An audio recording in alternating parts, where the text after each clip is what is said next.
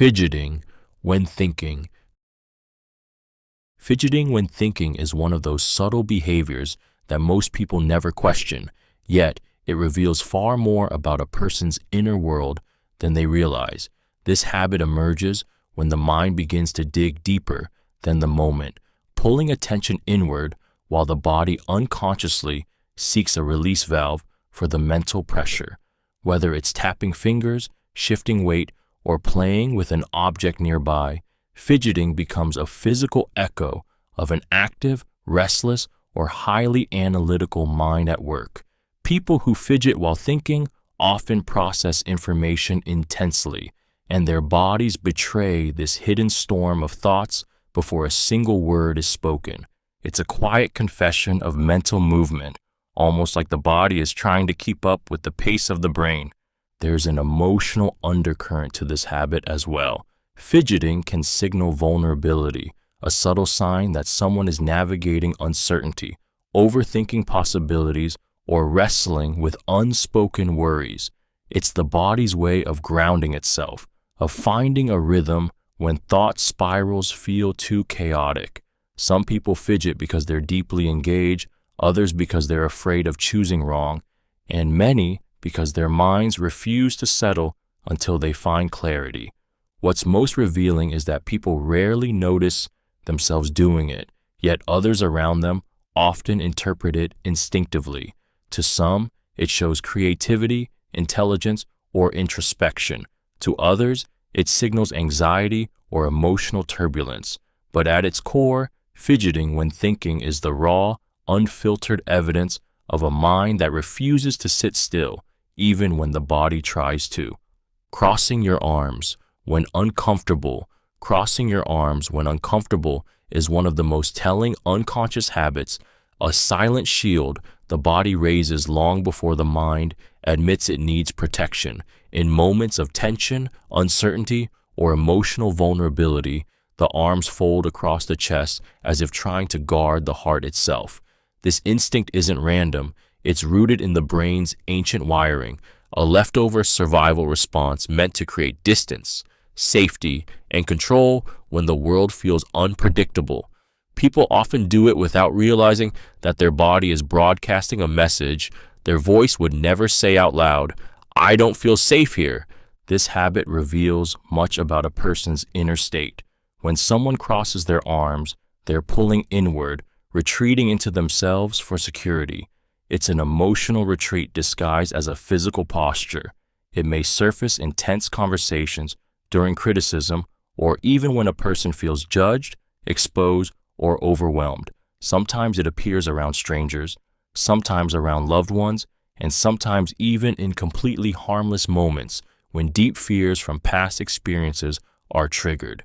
Yet this gesture isn't only defensive, it can also reveal a longing for stability. For some, crossing their arms is a self-comforting gesture, a way of holding themselves together when emotions feel too big to name. It's a subtle reminder that beneath someone's calm exterior may lie a heart that feels misunderstood, guarded, or unsure of how to express what's happening inside. And while the world sees a closed posture, what's really unfolding is a quiet battle between vulnerability and the desire to stay strong. Speaking faster when excited. Speaking faster when excited is one of the most revealing unconscious habits, a raw and unfiltered glimpse into the emotional intensity that someone carries beneath their calm exterior. When a person becomes animated, their words begin to outrun their breath, as if their thoughts are too powerful, too bright, too alive to wait their turn. The pace quickens because the mind is overflowing. Ideas spark faster, emotions surge stronger, and the body rushes to keep up. It's a moment where authenticity breaks through, unplanned and unpolished, exposing the true depth of what someone feels. This habit often appears when someone is passionate, joyful, or deeply invested. Their voice becomes a doorway into their inner world, revealing what lights them up, what moves them, and what they care about more than they admit. In those moments, they aren't performing, they're pouring. Speaking quickly becomes a confession of enthusiasm, a sign that their heart is speaking louder than their caution. But there's another side to this habit, one that carries tenderness. People who speak faster when excited often fear losing their moment, as if their thoughts might slip away if they don't release them fast enough. It can stem from a lifetime of feeling unheard, rushed, or misunderstood, creating a sense that they must express everything before someone interrupts or dismisses them. Faster speech becomes both a celebration and a survival strategy. To those who listen closely, this habit reveals more than excitement. It reveals longing, passion, vulnerability, and the beautiful urgency of someone who feels deeply and wants the world to feel it with them. Checking your phone during silence. Checking your phone during silence is one of the most revealing unconscious habits, exposing the fragile space between connection and avoidance that many people carry without ever acknowledging it. When the world suddenly goes quiet, when a conversation pauses, when someone is waiting alone, when thoughts begin echoing just a little too loudly, the phone becomes an instant escape hatch. The hand reaches for it automatically, not out of curiosity, but out of self-protection. Silence forces people to confront themselves, and for many, that confrontation feels heavier than they're willing to admit. This habit often reveals a deep-seated discomfort with vulnerability. Silence creates a mirror, one that reflects insecurities, loneliness, or unspoken fears. Reaching for the phone interrupts that reflection, replacing emotional exposure with a safe, familiar distraction. It's easier to scroll than to feel, easier to tap than to sit with uncertainty, easier to appear occupied than to risk being seen as hesitant, awkward, or alone. There's also an emotional history buried in this gesture. People who grew up feeling overlooked or judged often use their phone as a shield, a way to avoid the pressure of being fully present in social spaces. Others do it because they fear being perceived as boring or irrelevant if they don't look busy. And some reach for it because silence awakens thoughts they've spent years trying not to hear. The phone becomes a refuge, a buffer between the inner world and the outer one. But beneath the screen's glow lies the truth of the habit. Checking your phone during silence isn't about distraction. It's about protection from the parts of yourself that only quiet moments can reveal. Interrupting others unintentionally. Interrupting others unintentionally is one of the most revealing unconscious habits, a small but powerful window into a person's emotional pace, inner urgency, and unspoken fears. When someone cuts in without meaning to, it isn't rudeness. It's the mind overflowing faster than the moment can hold. Their thoughts surge forward, and their voice follows before they've had time to pull it back. It's a sign of someone whose brain races ahead, whose excitement, anxiety, or intensity refuses to sit quietly in the background. This habit often comes from passion. People interrupt when they feel deeply moved by the conversation, when their emotions are so alive that waiting their turn feels almost painful. The words push upward like pressure, demanding release. But more tenderly, this habit can also be rooted in fear, the fear of losing the thought, the fear of not being heard, the fear that their voice won't matter if they don't speak quickly enough. Many who interrupt grew up in environments where silence meant invisibility, where speaking fast was the only way to be acknowledged. Their interruptions are echoes of old battles for space. It can also reveal emotional vulnerability. Some interrupt because they're nervous, afraid of the conversation's direction, or desperate to steer it somewhere safer. Others do it because they feel a magnetic pull toward connection and want to meet the other person's energy without realizing they're stepping on it. To the outside world, it might look like impatience, but beneath the surface, it's often a mix of longing, excitement, insecurity, and a heart that's trying too hard to be understood before the moment slips away. Biting your lips. When anxious, biting your lips. When anxious is one of those unconscious habits that exposes a hidden war taking place inside a person long before their emotions ever reach the surface. It's a small, almost invisible gesture, yet it carries the weight of unspoken fears, suppressed thoughts, and the desperate attempt to maintain control when everything inside feels like it's slipping. The moment anxiety tightens its grip, the lips become a quiet target, pressed together, bitten gently, or held between teeth as if the body is trying to contain what the mind cannot. This habit often reveals a struggle between expression and restraint. When someone bites their lips, they're not just soothing physical tension, they're holding back words, feelings, or reactions they don't feel safe releasing. It's the body's way of whispering, stay contained, stay quiet, don't unravel. The gesture becomes a silent negotiation between fear and composure, between the desire to speak and the terror of being judged or misunderstood. For many, this habit is rooted in childhood moments when showing emotion felt dangerous or unwanted. Lip biting becomes a learned survival strategy, a way to stay small, calm, or invisible when pressure rises. In adulthood, it resurfaces whenever anxiety resurfaces, during difficult conversations, in crowded rooms, or even while sitting alone with intrusive thoughts. There is also a tender side to this habit. Lip biting can be a self-soothing mechanism, a physical anchor in moments when the mind is flooded and the heart beats too fast. It reveals sensitivity, depth, and a nervous system that feels the world intensely. And though it's often dismissed as a small tic, biting your lips when anxious is really a quiet confession that someone is fighting to stay steady when their emotions threaten to spill over. Avoiding eye contact.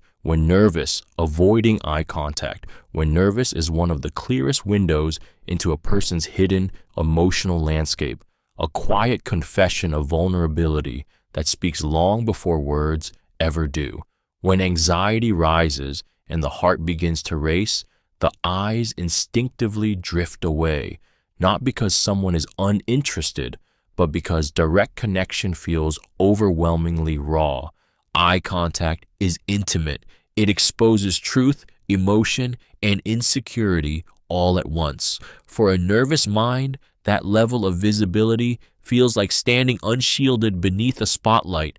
So the gaze breaks, seeking safety in the distance or the floor.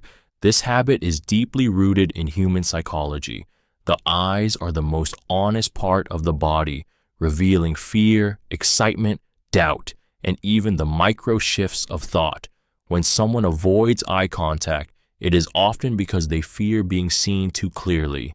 They may worry their emotions will show, that their voice might crack, or that their truth will be read before they can control the narrative. For some, it stems from past experiences of being judged, dismissed, or made to feel small. Their eyes learn to hide before their voice ever could, yet beneath the nervousness lies something deeply human. Avoiding eye contact can also be a sign of empathy, of someone who feels so intensely that locking eyes becomes overwhelming. It can reveal a gentle soul afraid of disappointing others, or a thoughtful person who processes feelings inwardly before expressing them outwardly. While the world often misinterprets this habit as disinterest, what it really reveals is a heart that feels too much, a mind that overthinks everything, and a spirit that fears being seen before it's ready. Over-apologizing is one of the most quietly heartbreaking unconscious habits, a soft echo of experiences that taught someone to shrink themselves long before they understood what it meant. When a person says sorry for things that don't require an apology, taking up space, asking a question, expressing a need, even simply existing in someone's way, it reveals a deep internalized belief that their presence is inconvenient. The words spill out automatically, not because they've done something wrong, but because somewhere in their past, saying sorry became a shield that kept them safe. This habit often forms in people who grew up walking on emotional eggshells, learning that harmony depended on them staying small, agreeable, and non-threatening. Apologies became a way to prevent conflict, to diffuse anger before it erupted, or to avoid being judged as demanding or difficult. Over time, The body begins to apologize before the mind even registers a reason. It's not politeness, it's self-preservation disguised as humility. At a deeper level, over-apologizing reveals a longing for reassurance. Each sorry is a quiet plea. Please don't be upset. Please don't misinterpret me. Please don't leave. It speaks to someone who has carried the weight of other people's reactions for far too long. Someone who learned that controlling their own behavior was the only way to feel secure. What others may see as excessive politeness is often a map of old wounds, ones that taught a person that they must earn their right to be heard, seen, or tolerated. And even though the habit is automatic, every unnecessary apology is a whisper of the fear that simply existing might be too much. Finishing others' sentences.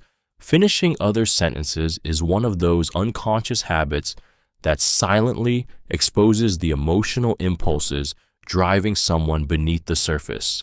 It's never just about predicting the next word.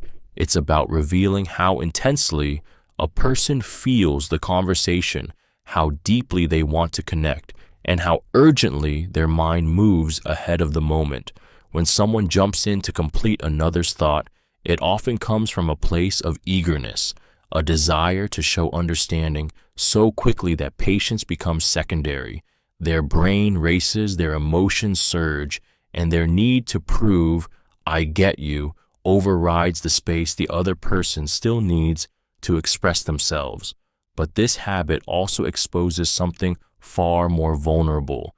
People who finish others' sentences often carry a quiet fear of silence, a fear that the flow of connection might break if they don't keep it moving.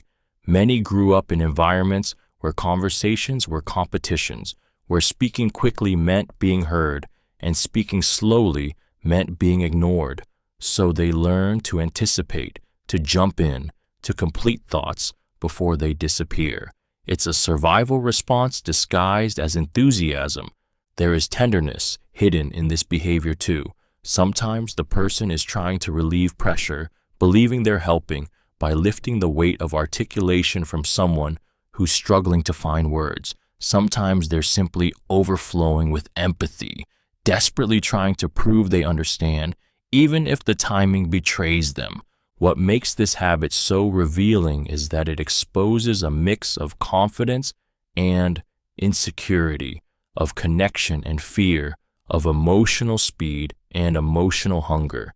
It's not just an interruption. It's a glimpse into a mind that feels the world too quickly and a heart that wants to be understood just as badly as it wants to understand others. Cracking knuckles when stressed. Cracking your knuckles when stressed is one of those unconscious habits that speaks louder than words ever could, revealing the pressure a person carries beneath their controlled exterior. When stress builds and tension coils tightly inside the body, the hands become an outlet, restless, impatient, searching for release. The sharp sound of knuckles popping isn't just a physical reaction. It's a psychological exhale, a small moment of relief in a mind that feels overwhelmed, cornered, or stretched too thin. This habit often emerges when someone feels trapped by their own emotions, unable to voice the turmoil they're experiencing. Cracking knuckles becomes a quiet rebellion against the stress they cannot name. Each pop is a way of breaking through internal pressure, a reminder that they can still release something even when they can't escape the situation itself. It's a coping mechanism disguised as a physical tic, born from the desperate need to feel in control when everything inside feels anything but. For many, this habit traces back to moments when stress first became familiar, childhood anxieties, responsibility too heavy for young shoulders, or environments where expressing fear or frustration didn't feel safe. The body remembers what the mind tries to forget. Now, as adults, they reach for that same familiar release without realizing why. What makes this habit so revealing is the emotion hidden inside it. Knuckle cracking can expose impatience, bottled up anger, nervous anticipation, or silent exhaustion. It betrays the tension someone is trying to mask, the worries they're struggling to suppress, the battles they're fighting privately. And while others hear only a small sound, what's really happening is a momentary escape from the weight of everything they're carrying. Smiling when uncomfortable. Smiling when uncomfortable is one of the most emotionally revealing unconscious habits, a reflex born from the need to hide what the heart is struggling to admit. When someone feels tense, overwhelmed, or exposed, the face forms a smile, not out of joy, but out of self-protection. It is a mask the body wears instinctively, a way to soften the moment, avoid conflict, or prevent others from seeing the cracks beneath the surface. This smile isn't happiness, it's survival disguised as warmth. This habit often develops in people who learned early on that their true emotions were too heavy for others, or that expressing discomfort would lead to judgment, rejection, or disappointment. The smile becomes a shield, keeping the peace on the outside while chaos brews quietly on the inside. It's the body's attempt to regain control when vulnerability feels unsafe, a way to redirect attention away from internal turmoil by appearing pleasant, agreeable, or unaffected. There's a heartbreaking tenderness to this reflex. People who smile when uncomfortable often carry a deep fear of being misunderstood or becoming a burden. They try to ease tension for everyone but themselves, stretching a smile across feelings they don't yet have the freedom to express. The world sees politeness. Inside, they feel pressure building like a silent ache. What this habit truly reveals is a longing to be accepted without having to hide. It exposes a soul that wants connection but fears the cost of honesty, someone who learned to swallow discomfort and replace it with a smile in hopes that the world will be gentler if they pretend not to hurt. Walking fast naturally. Walking fast naturally is one of those unconscious habits that reveals a person's inner tempo long before they ever speak. It's not just about getting somewhere quickly. It's an outward expression of a mind that rarely rests, a heart that's learned to move through life with urgency. People who walk fast often carry an invisible weight, expectations, responsibilities, memories of having to be on, or the constant pressure to stay ahead of something they can't quite name. Their pace becomes a language, one that tells the world they are driven, restless, or quietly racing thoughts that never slow down enough to match a casual stroll. This habit often forms in people who learned early that slowing down wasn't an option. Maybe they grew up in environments where being efficient meant being safe, where staying alert meant staying in control. Maybe life demanded maturity before they were ready, teaching them to move quickly because falling behind felt dangerous. That sense of urgency becomes ingrained, turning their footsteps into a steady rhythm of survival, ambition, or unresolved tension. Yet there's a softer layer beneath the speed. Walking fast can signal someone who feels deeply, someone who fears being stagnant or stuck, someone who uses motion to quiet the noise inside. It can come from a desire to avoid being noticed, to move past discomfort, or to outrun memories that still linger in the corners of their mind. To anyone watching, it might seem like simple haste, but to the person living it, walking fast naturally is the silent confession of a soul that learned long ago that stillness is where the emotions live and movement is where they find control. Walking slowly and observing surroundings. Walking slowly and observing your surroundings is one of the most quietly revealing unconscious habits, exposing a mind that refuses to rush through life and a heart that feels more than it speaks. When someone moves through the world at a gentler pace, it isn't laziness or distraction. It's an instinctive need to absorb, to understand, to feel the environment rather than simply pass through it. This habit shows a person who notices the small details others overlook, the shift in someone's tone, the rustle of leaves, the warmth of sunlight, the subtle energy of a room. Their body moves slowly because their attention is deep, their emotional world tuned to subtleties most people are too hurried to sense. People who walk this way often carry rich, inner lives. Their slow pace is a reflection of their introspection, their tendency to analyze, reflect, and search for meaning in everything around them. They move as if they're in conversation with the world itself, listening for things that can't be heard when you move too fast. Often, this habit develops in those who were raised in chaos or pressure. Slowing down became their quiet rebellion, their way of reclaiming control in environments that demanded urgency. There is a tenderness to this habit too. Walking slowly can mean someone is cautious, easily overwhelmed, or deeply sensitive to the energies around them. It may reveal a soul that has been hurt before and now studies the world carefully before stepping fully into it. But above all, it exposes a rare presence, someone who isn't just alive, but truly living, breathing in the details that others never stop long enough to see. Tapping your foot while waiting is one of those unconscious habits that exposes the emotional tension simmering beneath stillness. On the surface, it looks like impatience, but underneath it often reflects a mind that struggles with the weight of anticipation. When someone taps their foot, it's the body's attempt to release the pressure that builds in moments where they feel suspended, caught between what they're hoping for and what they can't control.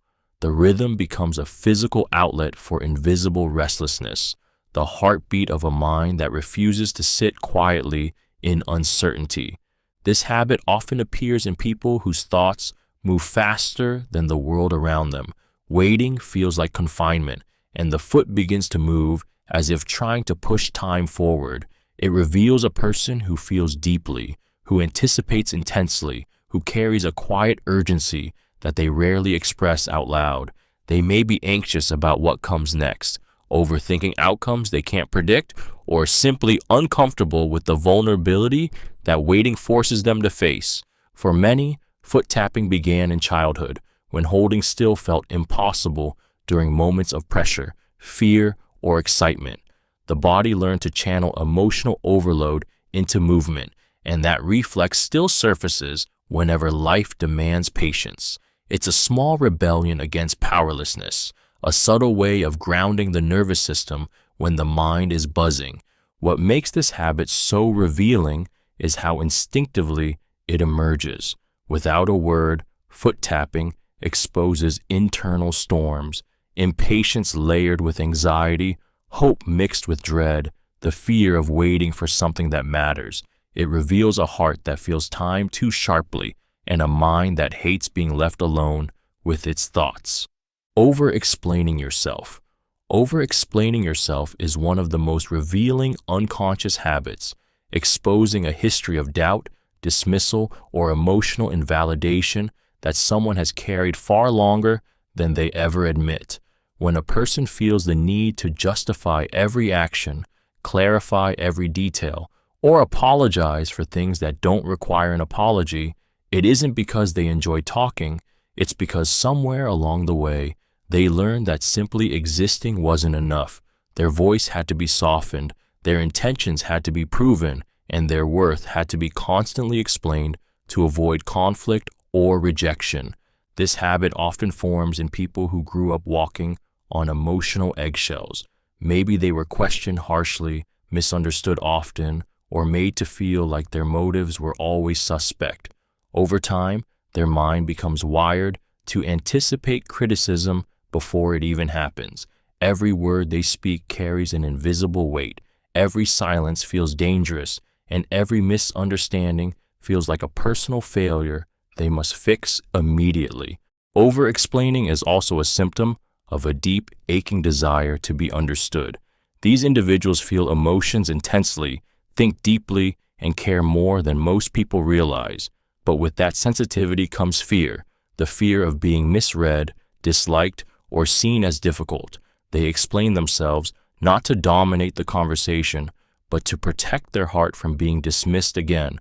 To the outside world, this habit may look like nervousness, insecurity, or even neediness. But in truth, over-explaining reveals someone who has been hurt by being misunderstood, someone whose trust has been bruised, and someone who is trying desperately to be seen clearly for once, without being punished for it. Picking your nails when uneasy. Picking your nails when uneasy is one of those quiet, almost invisible habits that exposes an inner tension a person rarely admits aloud. It's a small movement, subtle enough to go unnoticed by most, yet it carries the weight of emotions that have nowhere else to go. When someone's fingers instinctively reach for the edges of their nails during moments of stress, uncertainty, or emotional overwhelm, it becomes a physical outlet for feelings they've learned to suppress. The body speaks the truth even when the mind is trying to hold everything together. This habit often forms in people who grew up having to manage their discomfort silently. Instead of expressing fear, anxiety, or frustration outwardly, they turn their emotions inward, letting their hands carry the burden their voice didn't feel safe to share. Picking becomes a way to regain control when the world feels too loud or when their own thoughts spiral beyond what they can contain. It's self-soothing disguised as self-damage, a gesture that calms and hurts at the same time. There's vulnerability in this behavior. Each small tear or tug is a silent confession. I'm overwhelmed. I don't know what to do. I need grounding. But instead of seeking comfort from others, they retreat into this private ritual, hoping the physical sensation will quiet the emotional chaos. What looks like a simple nervous tic is often a map of deeper wounds: perfectionism, fear of conflict, feeling unworthy of asking for help, or the constant pressure to appear composed. Picking your nails when uneasy isn't about the nails at all. It's about the battles someone fights inside that they don't know how to voice, so their hands speak for them. Laughing at your own jokes. Laughing at your own jokes is an unconscious habit that reveals far more than a simple sense of humor. It exposes the tender, unfiltered parts of a person that rarely make it to the surface. When someone laughs at their own words, it isn't because they think they're the funniest person in the room. It's because their joy wells up faster than their composure can contain. It's a moment where their inner child breaks through, unashamed and genuine, showing that they feel deeply, express freely, and don't wait for permission to enjoy the world. Their laughter becomes a quiet rebellion against self-consciousness, a sign that they're willing to delight in themselves even if no one else joins in. But beneath that spark of humor lies something more vulnerable. Many people who laugh at their own jokes learned early that if they didn't celebrate themselves, no one would. Their laughter is a soft shield, a way to soften awkwardness, to fill silence, or to avoid the sting of someone not responding. It becomes a way of reassuring themselves that their voice matters, that their presence brings light, even when others stay unmoved. It's both courage and self-soothing wrapped in a single sound. There is also a deeper emotional truth behind this habit. Laughing at your own jokes hints at a heart that searches for connection, but refuses to dim its joy while waiting for it. It reveals someone who finds their own spark comforting, someone who chooses to create warmth rather than wait for it. And in a world that often rewards restraint, this simple unconscious burst of laughter reveals a soul unafraid to shine on its own. Holding your breath. When concentrating, holding your breath when concentrating is one of those unconscious habits that silently exposes just how much pressure a person places on themselves. The moment the mind locks onto a task, everything else fades, the world goes quiet, the body tightens, and without realizing it, you stop breathing as if inhaling might break your focus. It's a physical freeze response, a way of shutting out distractions while your brain pours every ounce of energy into a single thought. But beneath that stillness lies something far more emotional, an internal belief that perfection requires tension, that effort must feel heavy, that success demands sacrifice down to your very breath. This habit often forms in people who grew up equating performance with worth. Somewhere along the way, the body learned that concentration means constriction, that doing well means holding yourself together so tightly that even breathing feels dangerous. The held breath becomes a silent negotiation. Don't mess this up, don't lose control, don't let your mind slip. It's a moment where fear and determination collide, where the desire to succeed overrides the instinct to breathe. For others, this habit reveals how deeply they immerse themselves in their inner world. When their thoughts intensify, the body shuts down unnecessary movements to protect the fragile clarity forming in their mind. It's a sign of intensity, creativity, hyperfocus, and sometimes exhaustion. What makes this habit so revealing is how unconscious it is. People don't realize they're holding their breath, yet it exposes the weight they carry inside, the pressure they put on themselves, the fear of mistakes, the relentless drive to control what they cannot fully command. Taking the lead in group conversations. Taking the lead in group conversations is one of those unconscious habits that reveals far more about a person's inner wiring than the confidence it appears to project. When someone naturally steps forward to guide discussions, shape the flow of ideas, or fill the silence before it becomes uncomfortable, it often reflects a deeply ingrained need to create structure in environments that feel unpredictable.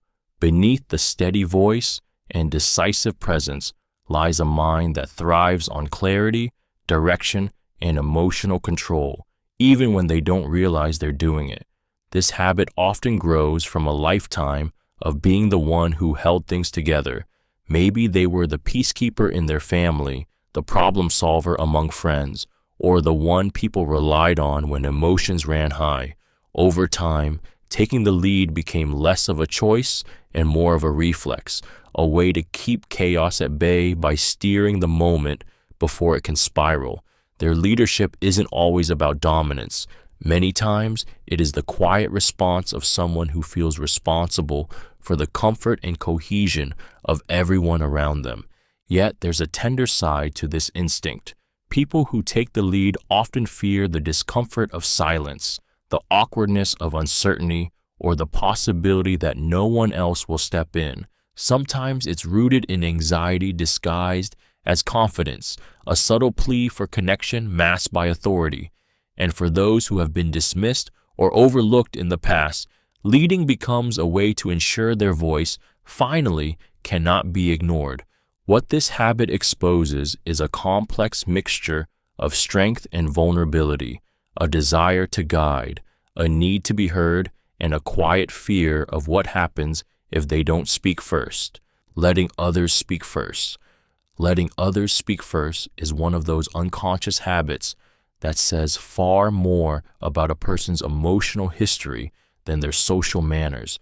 On the surface, it looks like patience or politeness, but at its core, it often reveals someone who has learned to prioritize others' voices before their own.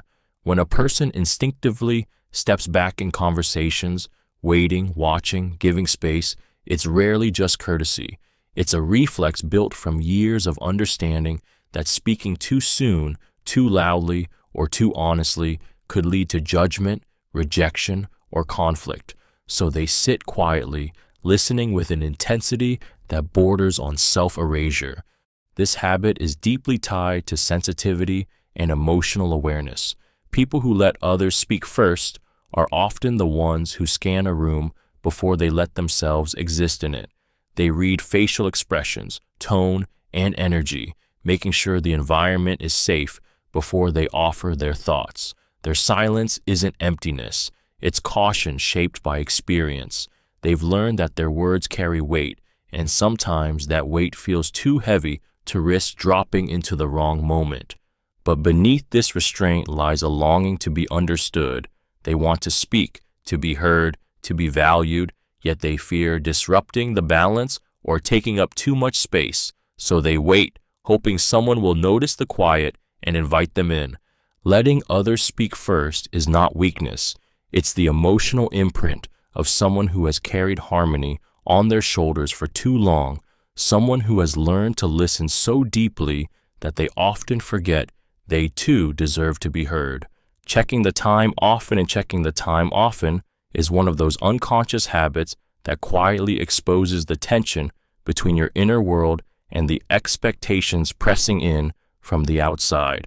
When someone glances at the clock repeatedly, sometimes without even realizing they're doing it, it reveals a mind that's constantly measuring, anticipating, or bracing for what comes next. It's not about the actual numbers on the screen or the hands on the watch. It's about the anxiety, pressure, or restlessness that refuses to loosen its grip. Each glance becomes a small confession that their thoughts are not fully rooted in the present moment. They're half here, half somewhere else, caught between duty, fear, anticipation, or a desire to escape. For some, this habit is born from a lifetime of feeling rushed or judged, where time was a test they were never allowed to fail. They learned to monitor every minute as if staying aware could somehow protect them from disappointment. For others, checking the time reveals emotional impatience, a yearning to move forward, a discomfort with stillness, or an internal clock that ticks louder than the world around them. Sometimes it signals dread, the quiet countdown of someone trapped in a situation they wish they could leave.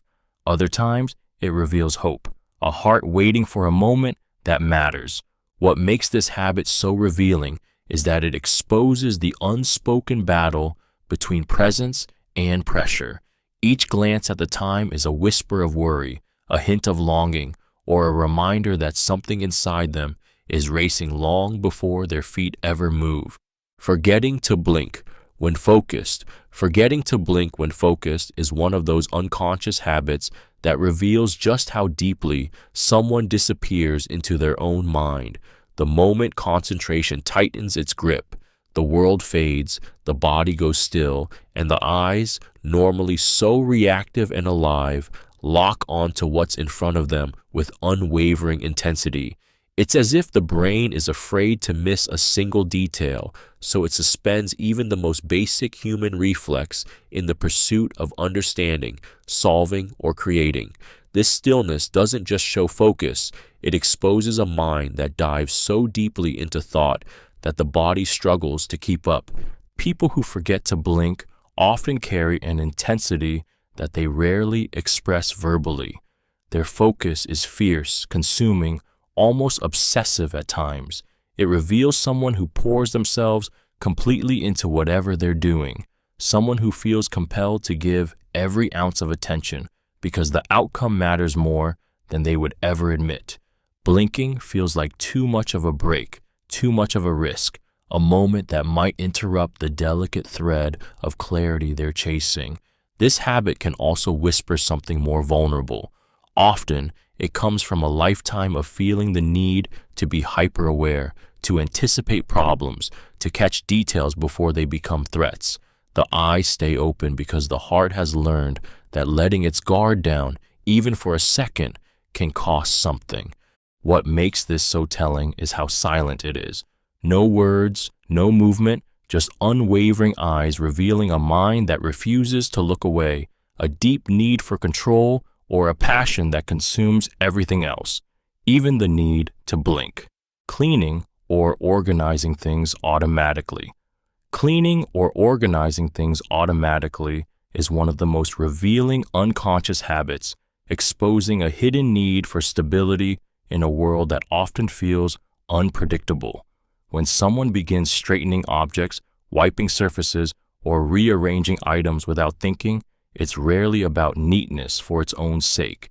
It's a quiet attempt to restore order when their inner world feels cluttered, chaotic, or emotionally overwhelming. Their hands move before their mind catches up, trying to create outward harmony in hopes it will soothe what's unsettled within. For many, this habit began long before adulthood. Maybe they grew up in an environment where chaos was normal and control was rare, and organizing became their safest refuge.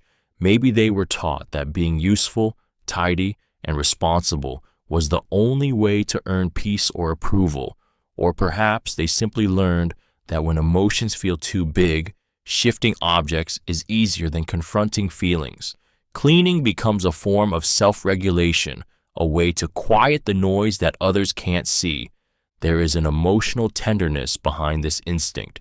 People who clean automatically often carry the weight of unspoken anxiety or the burden of wanting to protect others from discomfort. They fix spaces because they can't always fix situations.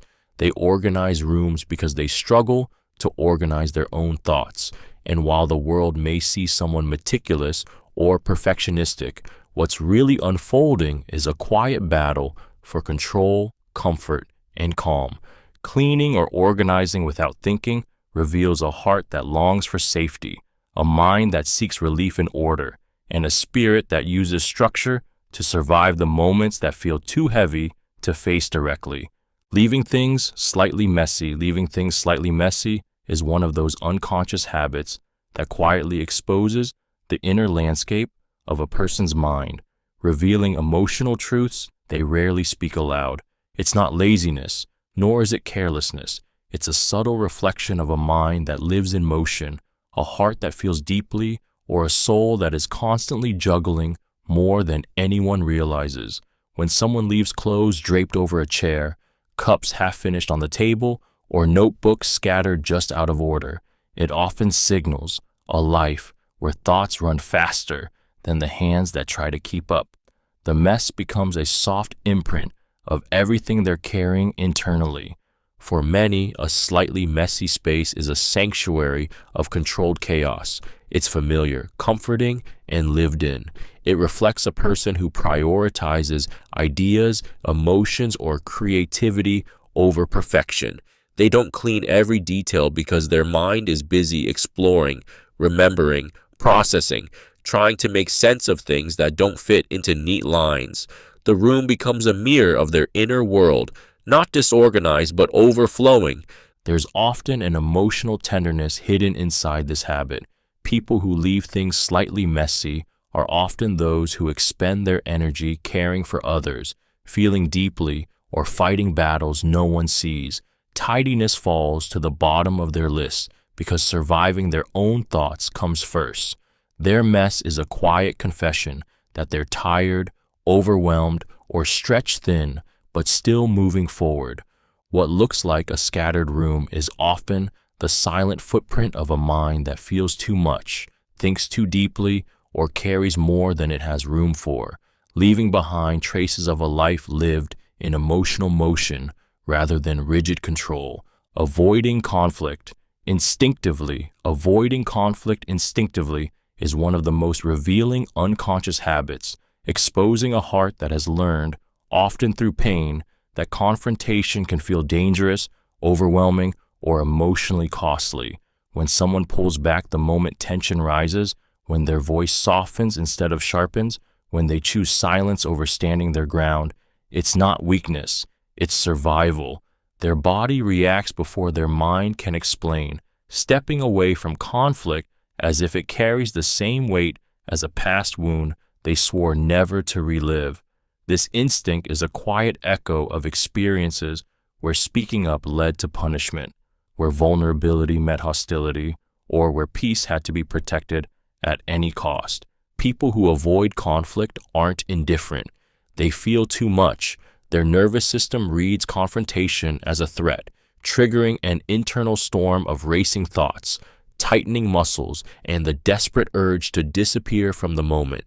They become experts at diffusing tension, apologizing unnecessarily, or swallowing their own needs just to keep the peace. On the surface, they seem calm. Inside, they're negotiating with the ghosts of every argument that ever left them feeling unsafe, unheard, or unloved.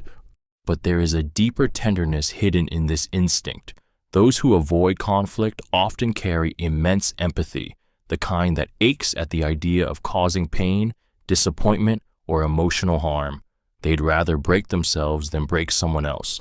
Their avoidance reveals a longing for harmony and a fear of being misunderstood, rejected, or abandoned. And though the world may see passivity, what truly exists is a heart that has been taught, sometimes brutally, that peace must be protected, even if it costs their own voice. Confronting issues quickly. Confronting issues quickly is one of those unconscious habits that reveals a powerful mix of strength, urgency, and emotional history.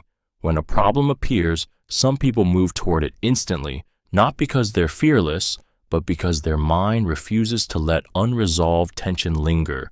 It's an instinctive response, a surge of energy that pushes them to handle conflict before it has the chance to grow teeth. This habit exposes a heart that cannot stand the weight of uncertainty and a mind that has learned that silence only deepens wounds. They step forward because stepping back feels more dangerous. This urge often forms in people who grew up in environments where problems exploded if ignored. They learned early that discomfort must be addressed immediately, that delaying the truth leads to bigger storms.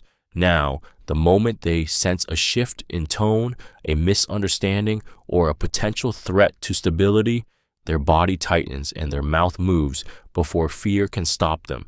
They confront, not out of aggression, but out of self-protection. For others, this habit reveals emotional bravery. They value clarity, honesty, and clean air between themselves and the people they care about. They don't want resentment to fester or assumptions to rot a relationship from the inside. Addressing issues becomes their way of safeguarding connection, even if their voice shakes. But beneath this decisiveness lies something deeply human: the fear of losing control, the fear of being misunderstood, the fear of watching something important fall apart because no one spoke up. Confronting issues quickly is rarely about conflict. It's about preserving peace before it slips away. Making self-deprecating jokes. Making self-deprecating jokes is one of the most emotionally charged, unconscious habits, a subtle mask that hides pain beneath laughter. When someone turns themselves into the punchline, it's rarely because they genuinely find their flaws amusing. It's because humor feels safer than vulnerability. By joking first, they control the narrative. They soften the blow before anyone else can deliver it. The laughter they provoke becomes a shield, a way to protect the tender parts of themselves they fear others might judge, reject, or expose. This habit often develops in people who have been criticized, overlooked, or made to feel too much or not enough. They learned early on that if they downplayed their worth, people wouldn't have the chance to do it for them. Their jokes become a preemptive apology for simply existing, a way to appear easygoing while quietly bleeding on the inside. Even in moments of joy, their humor carries an ache, the ache of someone who desperately wants to be accepted but is terrified of being seen. Self-deprecating jokes also reveal a deep longing for connection. These individuals use humor to cope, to bond, to avoid emotional tension. They make others laugh to feel valuable, yet they rarely direct that kindness inward. Every "I'm so stupid" or "typical me" seems lighthearted, but underneath lies a history of insecurity, self-doubt, or wounds that never fully healed. The world hears a joke, but their heart whispers something else. Please like me, please see me, please don't hurt me. And in that moment, humor becomes both their armor and their quiet cry for understanding. Becoming quiet. When annoyed, becoming quiet. When annoyed is one of those unconscious habits that exposes the emotional depth and restraint of a person who has learned to protect both themselves and others from the weight of their feelings. When irritation rises, they don't lash out, they don't argue, they retreat into silence. It's not because they lack words, but because they have too many. Their quiet isn't emptiness, it's a storm held behind closed doors, a decision to swallow what might hurt if spoken too quickly. People like this learned long ago that raising their voice only leads to damage, that emotional explosions leave scars, and that silence is the safest shield when the heart begins to tighten. This habit often comes from someone who was punished for expressing their emotions, or someone who grew up managing other people's tempers, becoming the peacekeeper even when they were hurting. Their quiet is a message they hope others can decode. I need space. I'm overwhelmed. I'm trying not to break anything. But they rarely say those words out loud. Their stillness becomes their warning sign. the only one they feel allowed to give. There's a softness hidden in this reaction, a fear of losing control or being misunderstood. They hold everything inside not because their feelings are small, but because they are enormous. Silence becomes a container for the emotions they're scared to unleash, and while others may interpret their quiet as indifference or withdrawal, it's usually the opposite. It's someone doing everything in their power to stay gentle in a moment when their heart is begging to scream. Pacing while on the phone is an unconscious habit that reveals a mind that refuses to stay still when emotions begin to rise. The moment a call begins, whether it carries excitement, uncertainty, or tension, the body instinctively moves, as if the act of walking helps untangle thoughts that feel too crowded to manage while standing still. Each step becomes a silent companion to the words being spoken, a rhythm that steadies nerves, sharpens focus, or releases the emotional energy building beneath the conversation. People who pace don't do it intentionally. Their bodies simply react to the intensity of connection happening through the line. This habit often shows a person who feels deeply and processes quickly. Movement becomes a way to channel the internal noise, helping them think clearer, speak braver, or feel safer. For some, pacing is a grounding mechanism, something they learned long before they were aware of their own anxiety or sensitivity. It signals a mind that overthinks, a heart that feels too much, or a person who struggles to stay emotionally anchored in one place when the conversation carries weight. But there's a quieter vulnerability beneath this behavior. Pacing reveals someone who is easily overwhelmed by the unseen, someone who depends on motion to fill the emptiness that comes with hearing a voice without seeing a face. It exposes how deeply words affect them, how invested they are in the moment, and how much energy they expend trying to stay composed. Their footsteps become the unspoken part of the conversation, the part that reveals everything they're not saying out loud. Defaulting to worst-case thinking. Defaulting to worst-case thinking is one of those unconscious habits that reveals a mind shaped by experiences where hope felt dangerous and disappointment felt inevitable. When faced with uncertainty, the brain races past the possible and dives straight into the catastrophic, not because a person is negative, but because somewhere inside, fear learned to shout louder than comfort. This instinct is a form of emotional armor, a way of bracing for impact before life has the chance to hurt them again. They imagine the worst because in their history, the worst often felt closer than the best. This habit often forms in people who have been blindsided before by loss, betrayal, instability, or moments that taught them the world can shift without warning. Their mind prepares for every dark outcome as a way to stay safe, to stay ready, to avoid being caught off guard. It becomes an internal survival strategy, a constant scanning for danger that keeps them alert but quietly exhausted. Yet beneath this habit lies a tenderness most people never see. Worst-case thinkers care deeply. They fear deeply. They imagine everything that could go wrong because the things that matter to them matter intensely. Their anxiety is a reflection of attachment, of longing, of wanting things to work out so badly that they pre-grieve every possible loss. What makes this habit so revealing is the loneliness inside it. People assume they're pessimistic, but in reality, they're protecting a heart that has been cracked before. Defaulting to worst-case thinking isn't about expecting disaster. It's about surviving it before it happens, because somewhere inside, they've learned that preparing for pain feels safer than trusting in peace. Daydreaming often. Daydreaming often is one of the most revealing unconscious habits, exposing a mind that refuses to stay confined within the limits of the present moment. When someone drifts into their thoughts with that faraway gaze, it isn't laziness or distraction. It's an escape into a world where imagination feels safer, kinder, or more exciting than reality. People who daydream frequently carry rich inner landscapes, places built from longing, memory, fantasy, or possibility. Their mind wanders because their heart has places it still hopes to reach, places untouched by the noise and heaviness of the world. This habit often appears in people who feel deeply.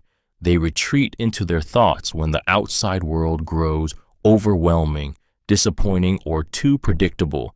Daydreaming becomes a quiet act of rebellion against routines that smother their spirit, a way to breathe when life feels too tight.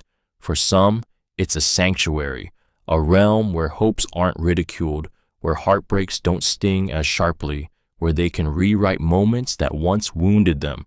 For others, it's a space to envision futures they're too afraid to speak aloud. But beneath this drifting lies vulnerability. People who daydream often may feel misunderstood, emotionally isolated, or burdened by realities they struggle to accept. Their mind offers them a temporary refuge, a soft place to land when life feels too hard. It reveals a soul that holds on to possibility even when circumstances don't. To the world, they seem absent, but in truth, they're exploring inner universes most people never touch, worlds shaped by longing, creativity, fear, and the quiet hope that someday reality might feel as beautiful as the one they imagine. Clenching your jaw without noticing. Clenching your jaw without noticing is one of those unconscious habits that reveals a tension the heart has carried for far too long. It happens in moments of stress, uncertainty, or emotional heaviness, slipping into the body before the mind even understands what it's reacting to. The jaw tightens as if trying to hold back words, worries, or memories that feel too heavy to release. It's a silent expression of inner pressure, a quiet physical reminder of everything a person has learned to endure without complaint. This habit often forms in people who've spent years being strong for others, holding themselves together when life demanded more than they had to give. Instead of crying, yelling, or asking for help, they internalize their emotions, locking them behind clenched muscles and controlled breaths. The jaw becomes a vault, hiding unspoken frustration, swallowed fears, or the weight of expectations they never asked for. Every bit of tension stored there is a story left untold. People who clench their jaw without noticing are often deeply resilient, but also deeply tired. Their body carries the stress their voice never allowed itself to express. Sometimes it happens during conflict, sometimes during moments of overthinking, and sometimes even during sleep. Proof that their mind keeps fighting battles long after the day is done. To the outside world, this habit seems insignificant, but beneath the surface, it speaks of someone who has learned to survive by keeping control, someone who has weathered storms quietly, someone who holds their pain so tightly that even their muscles refuse to let go. Looking at the floor while walking. Looking at the floor while walking is one of the most quietly revealing unconscious habits, exposing a story far deeper than the simple direction of someone's gaze. When a person keeps their eyes lowered, it isn't just about avoiding obstacles. It's about avoiding the emotional weight of the world around them. This habit often appears in people who've spent years learning to shrink themselves, to move carefully, to take up as little space as possible. Their downward gaze becomes a silent armor, protecting them from judgment, confrontation, or the overwhelming intensity of meeting the world head-on. There is an emotional softness behind this habit that most people never see. Those who look at the floor while walking usually carry an inward-focused mind, one crowded with reflections, worries, or quiet dreams they rarely share. The world above feels loud, unpredictable, demanding, while the ground offers a sense of safety, something stable, unmoving, familiar. It's easier to study cracks in the pavement than to risk locking eyes with people who might misunderstand them. But this behavior also betrays a history. Many who walk this way learned early that attention could be dangerous, that confidence invited criticism, or that vulnerability was something to be hidden, not expressed. Their lowered gaze becomes muscle memory, a survival tactic etched into their posture. And yet, Beneath that instinct lies a depth of sensitivity, a thoughtful nature, and a heart that feels too deeply to expose itself easily. This unconscious habit reveals not weakness, but the quiet resilience of someone who is navigating the world carefully, one careful step at a time. Maintaining a steady posture. Maintaining a steady posture is one of those unconscious habits that reveals far more than confidence. It exposes the quiet discipline and emotional control a person has built over years of navigating the world. When someone sits or stands with unwavering stillness, shoulders aligned, back straight, and movements measured, it isn't just physical composure, it's psychological armor. Their body becomes a shield, a statement that they refuse to be shaken, even when the world trembles around them. This steadiness is often the surface of a deeper story, one shaped by the need to appear strong when vulnerability feels unsafe. People who naturally hold steady posture often grew up learning that stability earns respect, that calmness prevents conflict, that appearing unbothered keeps them protected. Over time, their body learned to lock itself into place, to hide fear, doubt, or emotional chaos behind a facade of control. The stillness becomes a language of its own, saying, "I can handle this," even when their heart is pounding. There's also a profound emotional resilience buried in this habit. A steady posture can reveal someone who has carried heavy responsibilities, someone who learned early to hold themselves together when no one else offered support. Their body became their anchor, grounding them when their mind wanted to unravel. But what makes this habit so revealing is the contrast between what people see and what truly drives it. Others may interpret the posture as confidence, strength, or authority, but beneath that composed exterior often lives a person who has mastered stillness because movement once felt like weakness. Maintaining a steady posture is the silent story of someone who has learned to stand firm even when they're breaking inside. Smirking instead of smiling. Smirking instead of smiling is one of those unconscious habits that reveals far more about a person's inner emotional armor than their face ever intends to show. A smirk is a crooked, guarded expression, half amusement, half deflection, and it often appears when someone feels exposed but refuses to let that vulnerability fully surface. Instead of offering a warm, open smile, they give a quick, subtle twitch of the lips, as if they're holding something back. It's the body's way of protecting the heart while still pretending to be unfazed. People who smirk often learn early that showing genuine emotion can be dangerous. A true smile requires softness, sincerity, and openness, things that can be easily judged, rejected, or misunderstood. So they offer a smirk instead, a tiny emotional shield disguised as confidence or sarcasm. It becomes their way of saying, "I'm fine," even when they're anything but. Sometimes the smirk hides shyness, sometimes insecurity, and sometimes a deep fear of being truly seen. There's also an element of emotional complexity behind it. A smirk can reveal someone who thinks faster than they speak, someone who constantly analyzes, someone who feels more than they're willing to admit.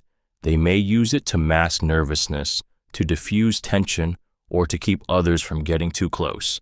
And often, this habit appears in people with sensitive hearts who have learned to cloak vulnerability in subtle humor or detached expressions.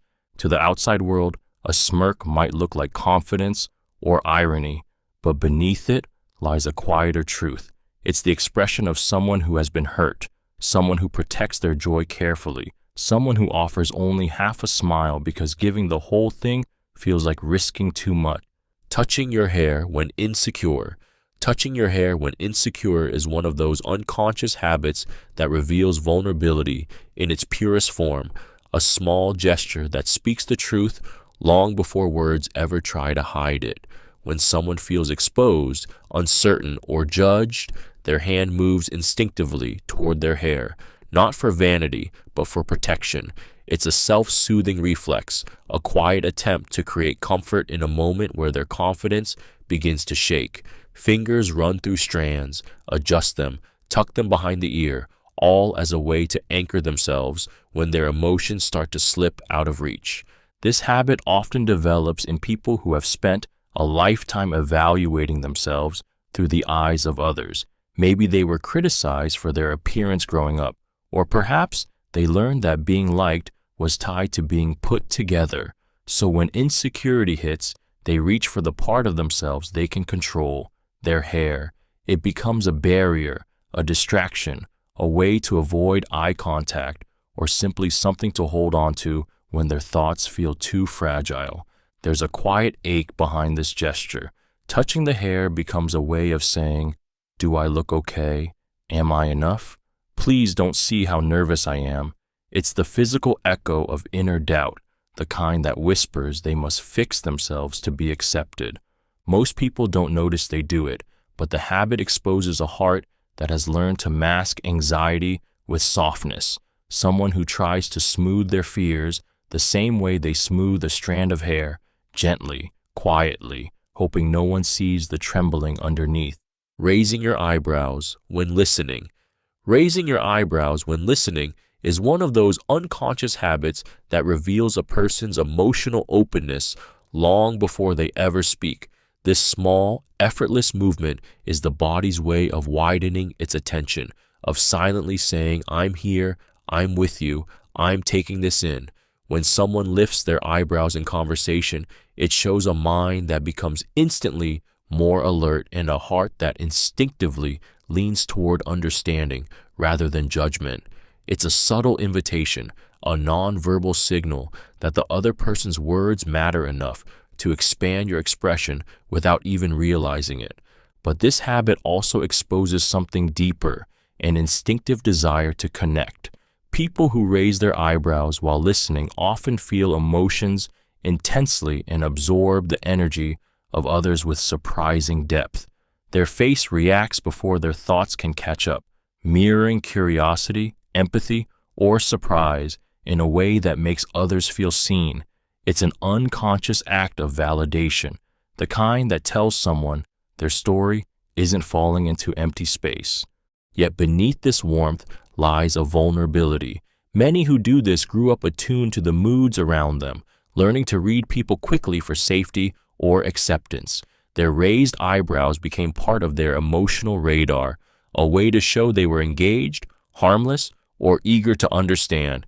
It's both a gift and a shield, an instinct carved from environments where attentiveness was necessary.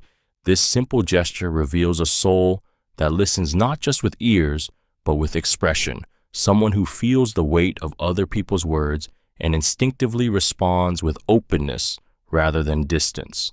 Overthinking simple decisions. Overthinking simple decisions is one of those unconscious habits that exposes the depth of a person's internal dialogue, revealing how heavy even the smallest choices can feel when the mind doesn't know how to rest. What seems effortless for others becomes a looping maze of possibilities, consequences, and imagined outcomes. Choosing a meal, sending a message, picking a route. None of it is simple when the brain is wired to analyze every angle. This habit isn't about indecision, it's about fear. Fear of choosing wrong, fear of being judged, fear of disappointing someone or even themselves. The weight placed on small decisions reflects pain from moments when mistakes felt costly or when their voice was dismissed enough times that every choice now feels like a test. People who overthink simple decisions often carry a history of being criticized or punished for getting things wrong, even when the stakes were low. Their nervous system learned that every choice might lead to discomfort, so they replay options over and over, trying to protect themselves from imagined failures. It's a survival instinct disguised as hesitation, but this habit also reveals an extraordinary sensitivity. Overthinkers feel deeply, they care deeply, they want to make the right choice because they attach meaning to everything they do, even the smallest steps. Their mind races because their heart is involved, even when they wish it weren't. What makes this habit so telling is that it exposes a longing for reassurance, for safety, for permission to choose without fear. Overthinking simple decisions isn't about confusion. It's about trying to control a world that once taught them they weren't allowed to trust themselves. Checking mirrors or reflections. Often checking mirrors or reflections often is one of the most revealing unconscious habits, exposing a private dialogue between who someone is and who they're afraid the world might see. When a person glances at their reflection over and over, windows, phone screens, store glass, it isn't vanity, it's vigilance. It's the quiet, persistent question, am I okay? Do I look all right? Is something out of place? Behind each fleeting glance lies a mind that never fully relaxes, a heart that has learned to monitor its appearance as a form of emotional armor. This habit often forms in people who grew up feeling scrutinized by parents, peers, partners, or society itself. For them, checking their reflection becomes a way to prevent embarrassment, criticism, or rejection before it happens. Their eyes search for flaws, not admiration. It's an attempt to maintain control in a world where they once felt painfully visible. Each reflection becomes a checkpoint, a reassurance that they can blend in, measure up, or stay safe. But there's another, gentler side to this behavior.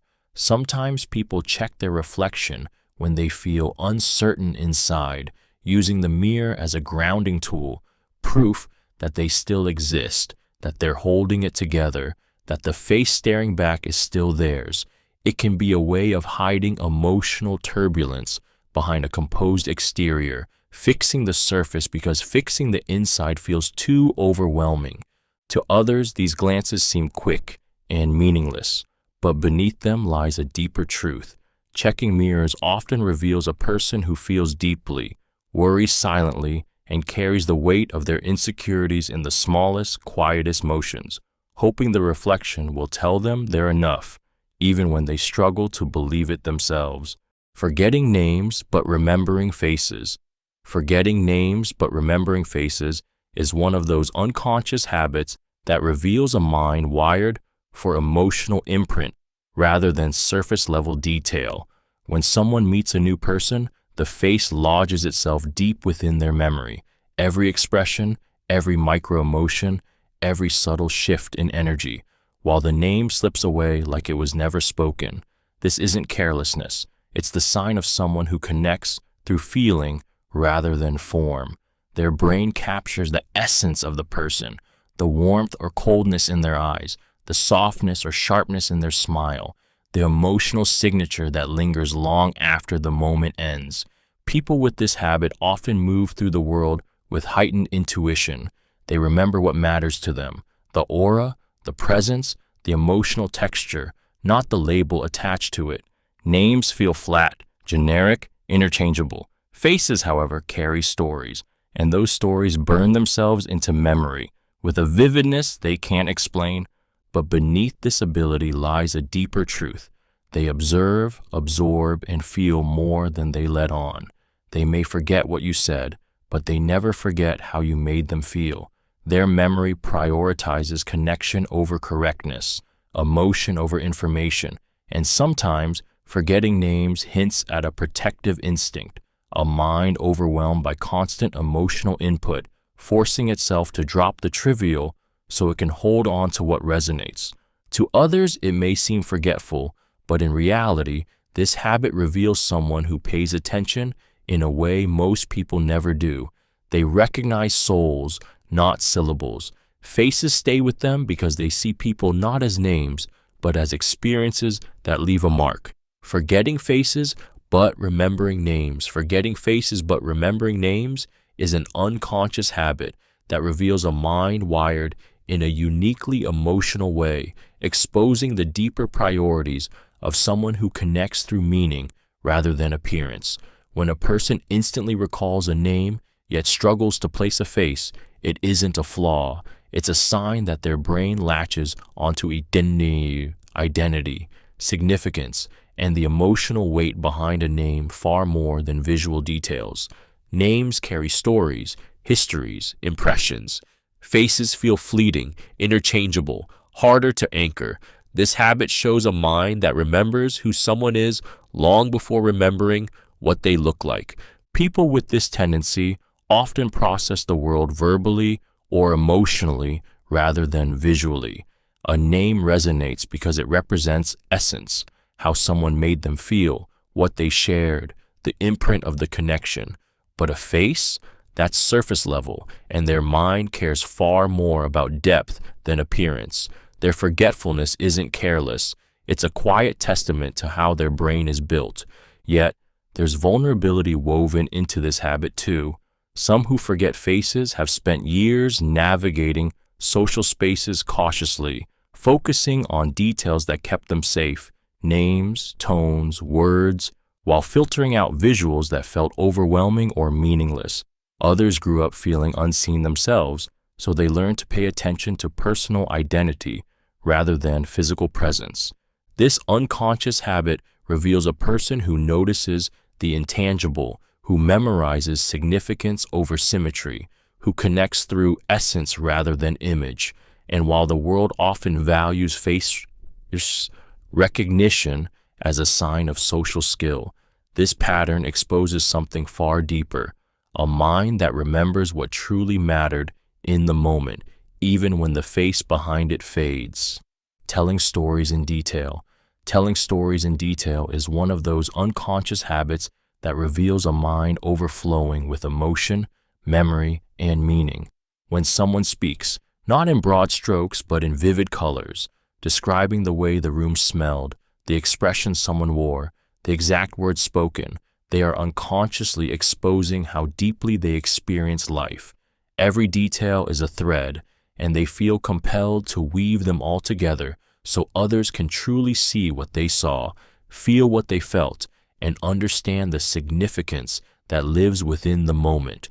This habit exposes a heart that refuses to gloss over anything because everything matters to them. People who tell detailed stories often carry memories like treasures or wounds. They remember the small things because the small things shape them. Their mind holds on to moments with an intensity that others may find surprising, but for them it's natural. When they speak, their stories become immersive landscapes, not because they're trying to impress, but because their emotions demand to be expressed fully. Each detail is a way of saying, "This mattered to me," even if no one else noticed. This habit can also whisper vulnerability. Detailed storytellers often fear being misunderstood, so they paint the entire picture to avoid being dismissed or misinterpreted.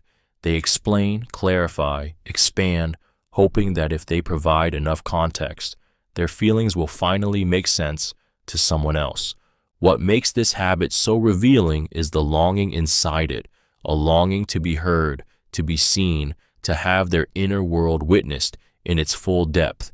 Telling stories in detail isn't just storytelling, it's a plea for connection, a desire to share the intensity of their perception with someone who will truly listen. Giving short, direct answers. Giving short, direct answers is one of the most revealing unconscious habits, exposing a person's emotional boundaries, inner caution, and the quiet battles they fight beneath the surface. When someone responds with few words, clean, clipped, efficient, it's rarely because they have nothing to say. More often, it's because they've learned that saying less feels safer. Their brevity becomes a shield, a way to protect their thoughts, their heart, or their energy from being misunderstood or taken advantage of. Short answers are not emptiness. They are guardedness wrapped in simplicity. People who respond this way often think deeply, but express sparingly. They measure their words because they've been in situations where speaking freely led to criticism, conflict, or emotional exhaustion. They've learned to conserve themselves, to avoid giving more than a person or moment deserves. Their directness hints at a mind that values clarity and emotional control, a heart that refuses to spill where it hasn't been welcomed. But beneath the sharp edges of their brevity lies something tender. Sometimes short answers come from anxiety. someone afraid of saying the wrong thing. Sometimes they come from past hurt, someone who once opened up and was met with indifference. And sometimes they come from quiet strength, a person who doesn't need noise to feel secure. Their simplicity speaks volumes. It reveals someone who feels deeply but loves privacy, someone who communicates cleanly because complexity has cost them before, someone who offers truth without embellishment because they refuse to play games. What the world hears as shortness is often the echo of long stories left unspoken. Automatically judging tone shifts. Automatically judging tone shifts is one of those unconscious habits that exposes a person's emotional sensitivity in a way few other behaviors can. The moment someone's voice changes, even slightly, you feel it like a ripple across your skin, a softer tone, a sharper edge, a pause that lasts a breath too long, and your mind instantly begins dissecting what it means. You don't choose to interpret, you absorb. It's automatic, instinctive, and often rooted in years of learning that tone carries truths people don't say out loud. This habit forms in people who grew up needing to read emotional weather before it turned into storms. Maybe they lived in a home where moods could shift suddenly, where safety depended on detecting irritation, disappointment, or tension before it became visible. Their nervous system became attuned to nuance, teaching them to analyze the smallest vocal inflections to protect themselves. Now, every conversation feels like emotional code they must decipher to stay prepared. But there's a tenderness behind this hyper-awareness. Automatically judging tone shifts isn't just about fear, it's about care. People with this habit are often deeply empathetic, trying to understand others before conflict arises, trying to comfort before hurt spreads, trying to stay connected even when the emotional air gets thin. They feel responsible for the emotional balance around them, even when no one asks them to be. What others hear as just a tone hits you as a message, a warning, or a cry for help. This habit reveals someone who listens with their whole heart, someone who has been shaped by experiences that taught them one truth early on. Tone is never just tone. It's the doorway to everything people don't say aloud. Folding napkins or objects. Folding napkins or small objects is one of those unconscious habits that quietly exposes the hidden tension, tenderness, and inner dialogue a person carries beneath the surface. When someone repeatedly folds, straightens, or neatly arranges anything within reach, it's not just idle movement. It's the body's attempt to create order in a world that often feels unpredictable. That small act of aligning edges, smoothing corners, or shaping something into symmetry becomes a momentary escape, a way to tame the chaos that lives both around them and inside them. It's a silent ritual of control, a grounding mechanism disguised as fidgeting. This habit often reveals a mind that feels too much and thinks too deeply. People who fold things instinctively are usually the ones who hold their stress quietly, without complaint, channeling it into small, repetitive motions because the weight of their emotions has nowhere else to go. Every crease becomes a soft whisper that says, I need things to make sense, even if just for a second. Their hands are doing the organizing that their heart can't put into words. But buried beneath this behavior is a softer truth. Many who do this learned early that they had to manage their emotions alone. Folding became a way to self-soothe, to protect themselves from feeling overwhelmed, to create a moment of calm when the world demanded too much. It's an instinct born from sensitivity and resilience, a quiet indication that this person is constantly balancing their internal world while appearing composed on the outside. Talking with your hands. Talking with your hands is one of those unconscious habits that reveals a person whose emotions refuse to stay quiet. When words alone can't carry the intensity of what they're trying to express, the hands rise instinctively, shaping ideas in the air, carving meaning with movement, turning invisible feelings into something visible and alive. This habit exposes a mind that experiences the world in motion, someone who communicates not just with language, but with energy. Their gestures become the bridge between their thoughts and the people they're trying desperately to reach. People who talk with their hands often feel things deeply and think quickly. Their hands move because their heart races ahead of their voice, because their thoughts come in waves too big to fit into calm sentences. They gesture to amplify meaning, to ensure they're understood, to make emotion tangible. It's not performance, it's overflow. The body joins the conversation because the words alone are never enough. But beneath the expressiveness lies something tender. Many people who talk with their hands grew up not feeling fully heard. They learned to add movement to their voice, to capture attention, to avoid being overlooked, to make sure their message landed. Their gestures became their emphasis, their clarity, their insistence that what they say matters. This habit also reveals passion, raw, unfiltered passion that can't be contained. Whether they're excited, angry, nervous, or inspired, their hands move because their emotions are too loud to stay still. Talking with your hands isn't just a communication style, it's the unspoken truth that some people feel life so intensely that even their body refuses to stay silent. Not using hand gestures at all. Not using hand gestures at all is one of the most telling unconscious habits, revealing a person who carries their emotions and thoughts with careful restraint, while others express themselves with sweeping motions and animated hands. Someone who keeps their arms still often moves through the world with a quiet intensity. Their stillness isn't emptiness, it's control. It's the instinctive urge to contain what they feel rather than let it spill into the open.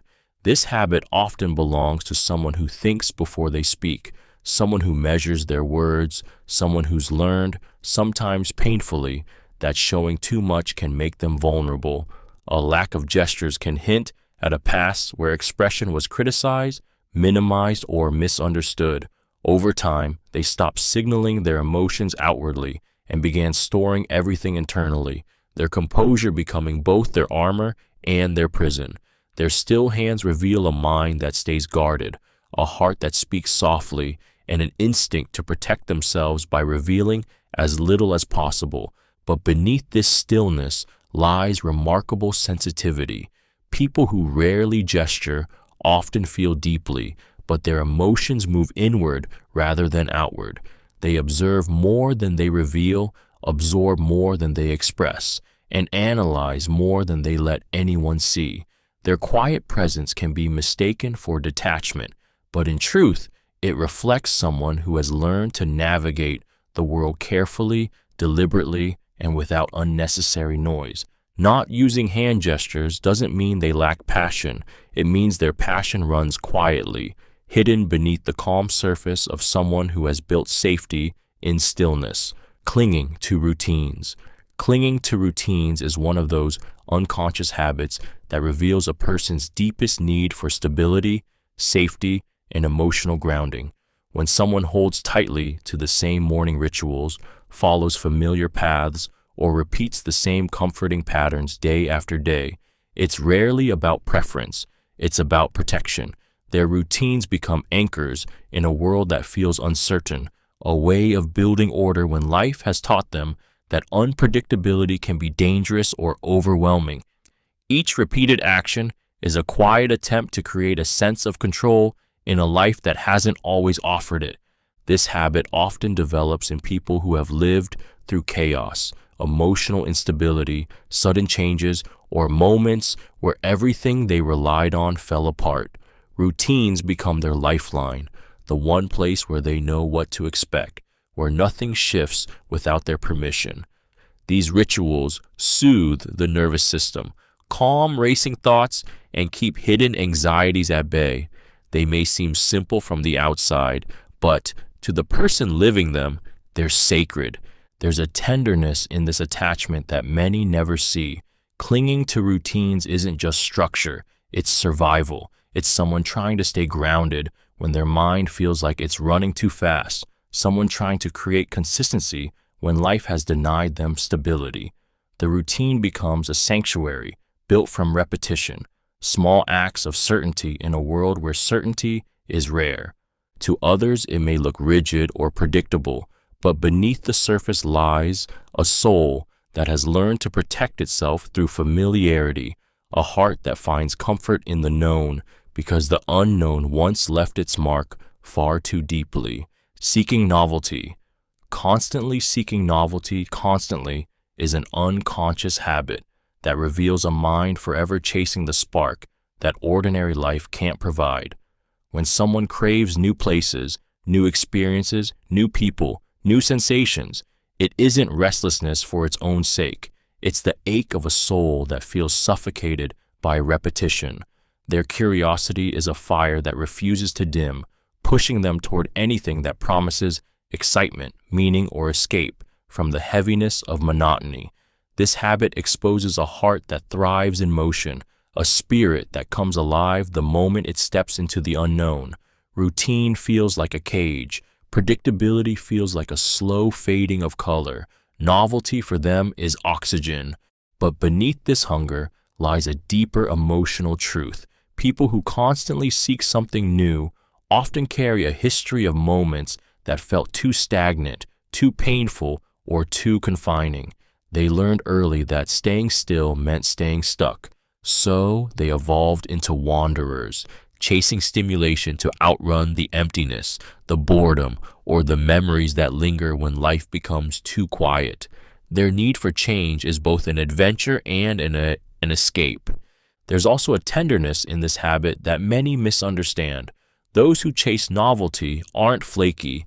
They're searching for the feeling of being fully alive, searching for a sense of belonging they haven't yet found, searching for something that finally feels worth settling their racing heart. This unconscious habit reveals not just thrill-seeking, but longing, a longing for meaning, for intensity, for something that makes the world feel as vivid as they wish their inner life could be. Sitting on the edge of your seat. Sitting on the edge of your seat is one of those unconscious habits that reveals a person who lives in a constant state of alertness, anticipation, or emotional investment. When someone leans forward, barely anchored, their body betrays the quiet intensity stirring inside them. It's a posture shaped by a mind that is always ready, ready to act, ready to respond, ready for something to go right or terribly wrong.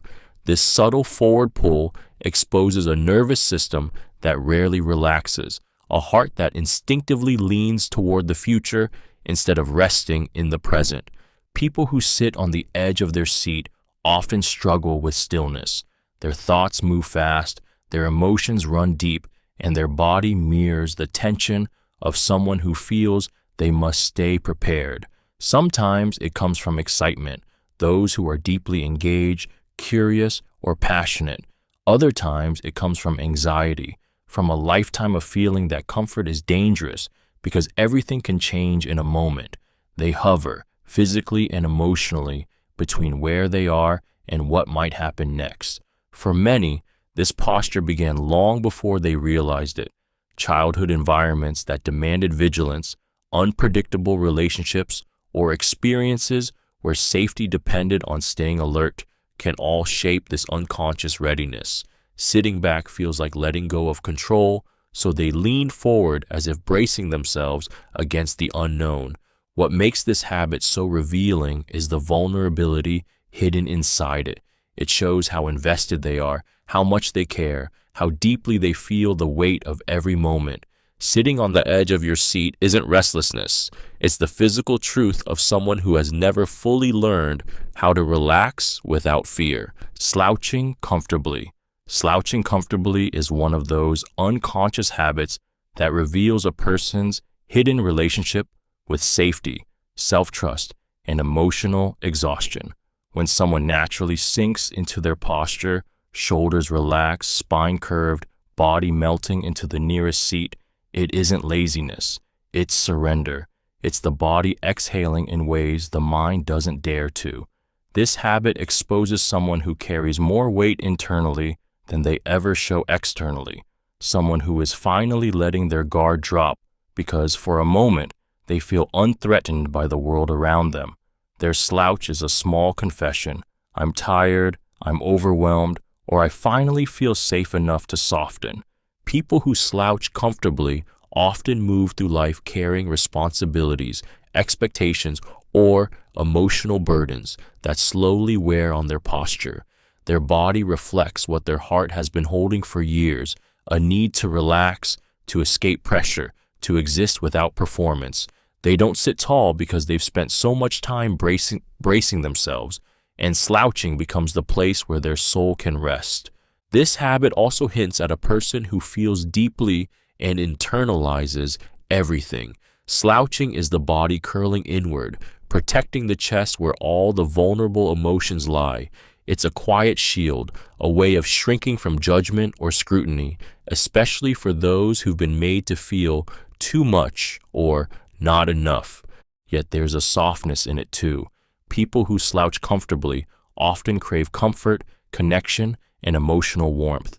Their posture reveals the truth they rarely speak. They're tired of being strong, tired of being alert, and longing for a moment where they can simply let themselves be without pretending to stand tall for anyone.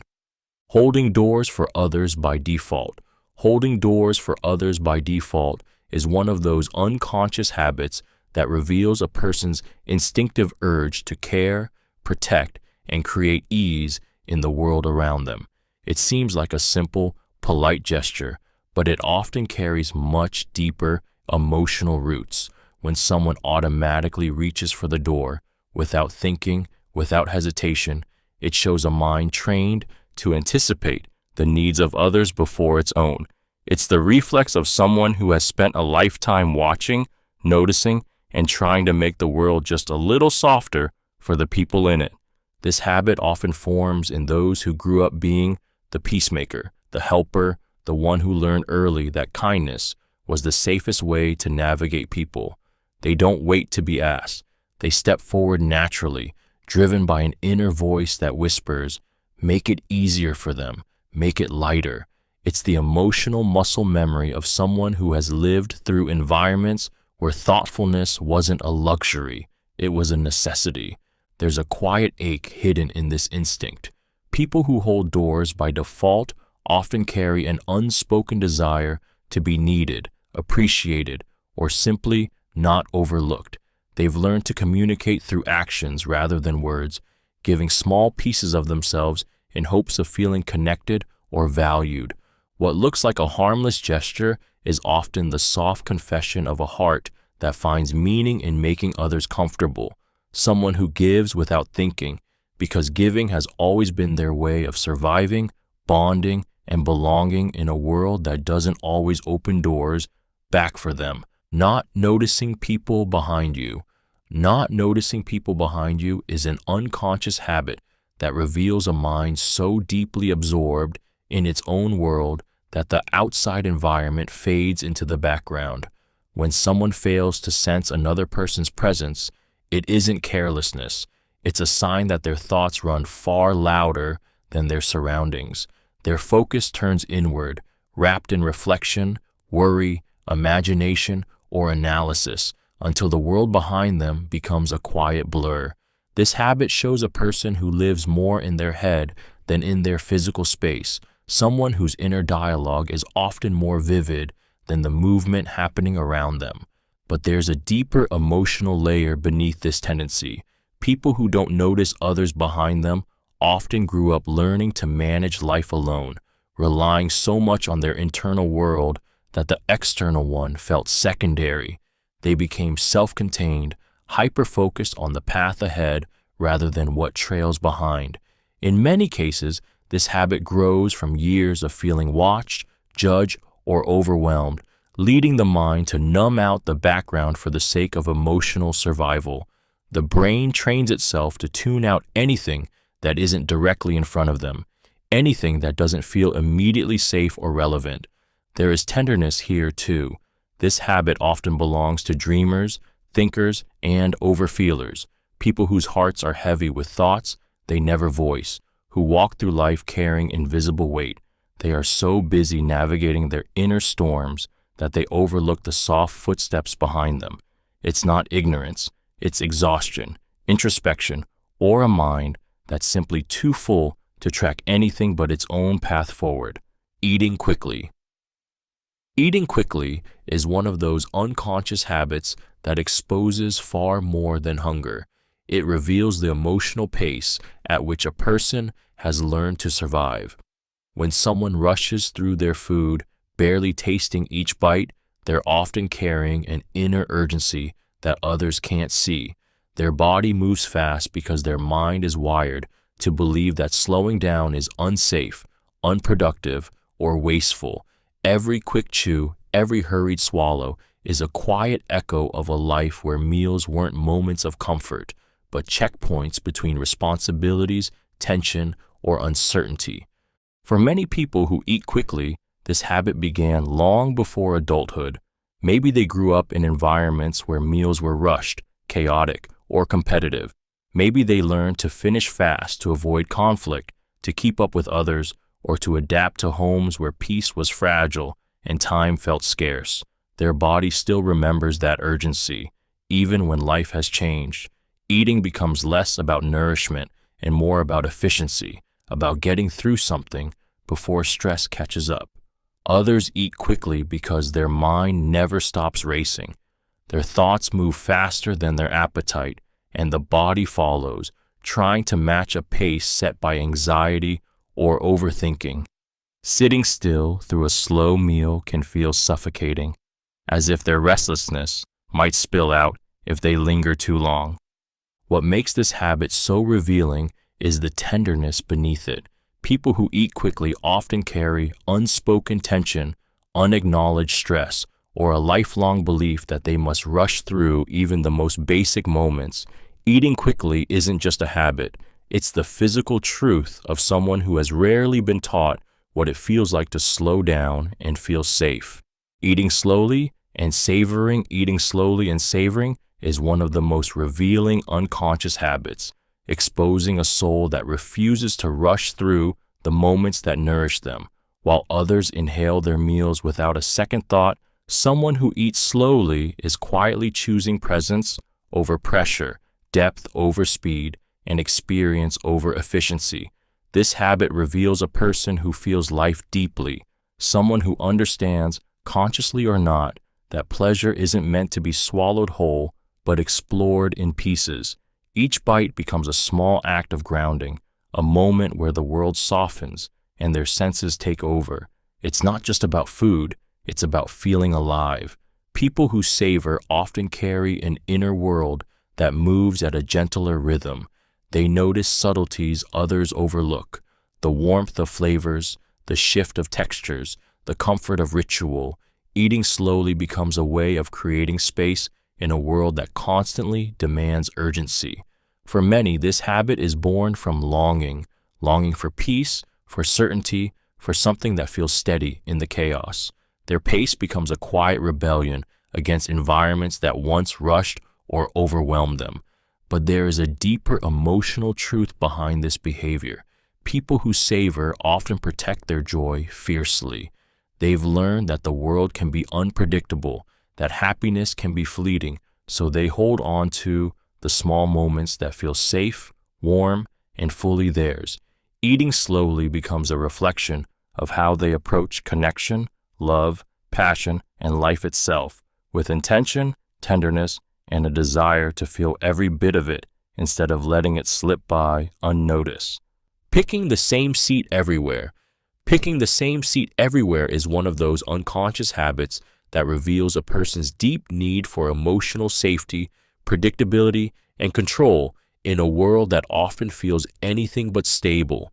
When someone gravitates toward the same chair in a classroom, the same corner in a cafe, the same side of the couch, they aren't just choosing a spot, they're choosing comfort. That familiar place becomes an anchor, a small territory carved out in a world that constantly shifts, a spot where their guard can lower because they know exactly what to expect. This habit often forms in people who have lived through environments where they had little control.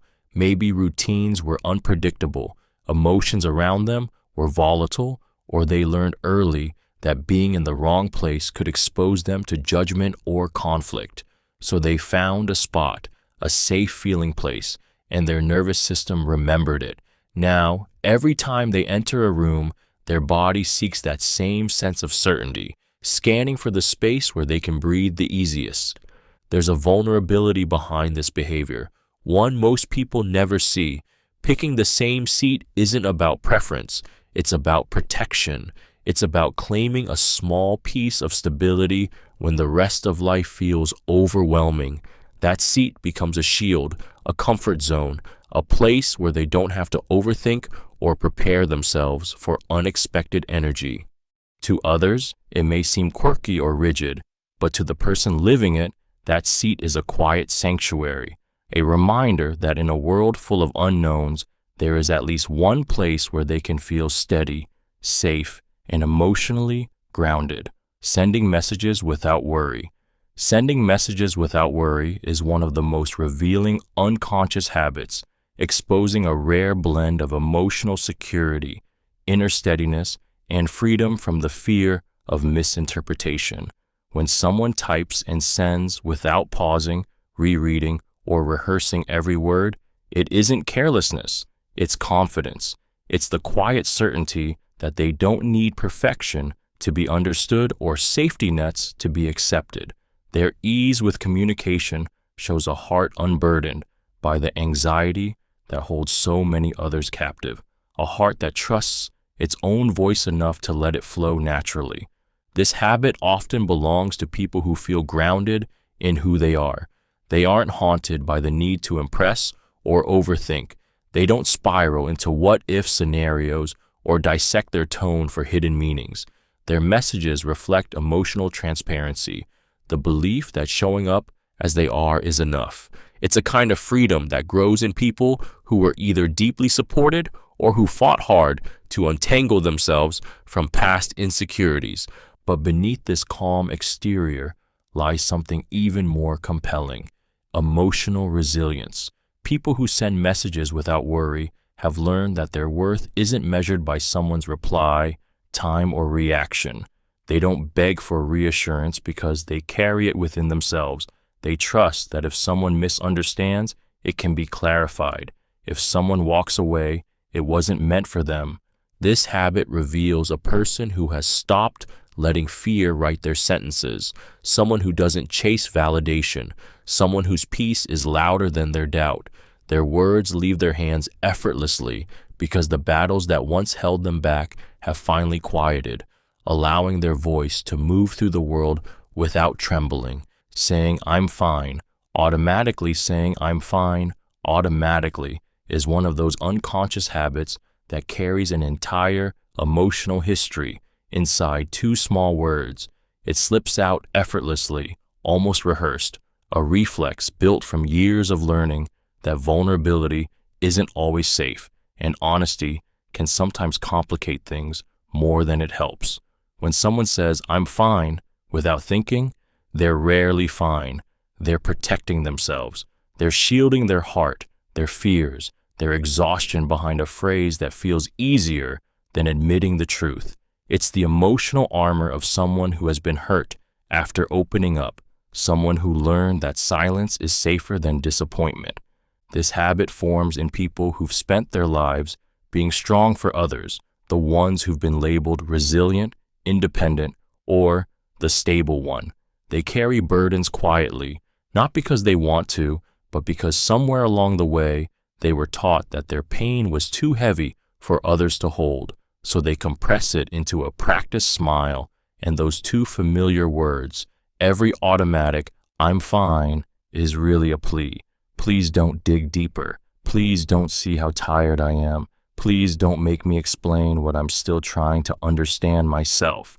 There's a heartbreaking softness beneath this instinct, someone who desperately wants to be understood, yet fears being a burden, someone who hides storms behind sunshine because they've learned that the world doesn't always pause for their feelings. Saying "I'm fine" becomes a survival tactic, a way to keep functioning when everything inside them is begging for rest, comfort, or simply someone who won't accept the answer they give so easily. Always changing where you sit. Always changing where you sit is one of those unconscious habits that reveals a restless, alert inner world, one that has learned to read environments before settling into them. When someone drifts from seat to seat, choosing a new spot every time, it's rarely random. It's the instinct of a person who never feels fully rooted, someone who scans for comfort, safety, or the right energy before they allow themselves to settle. The constant shifting exposes a mind that doesn't trust sameness, a heart that has learned to stay adaptable because stability, at some point, was unpredictable.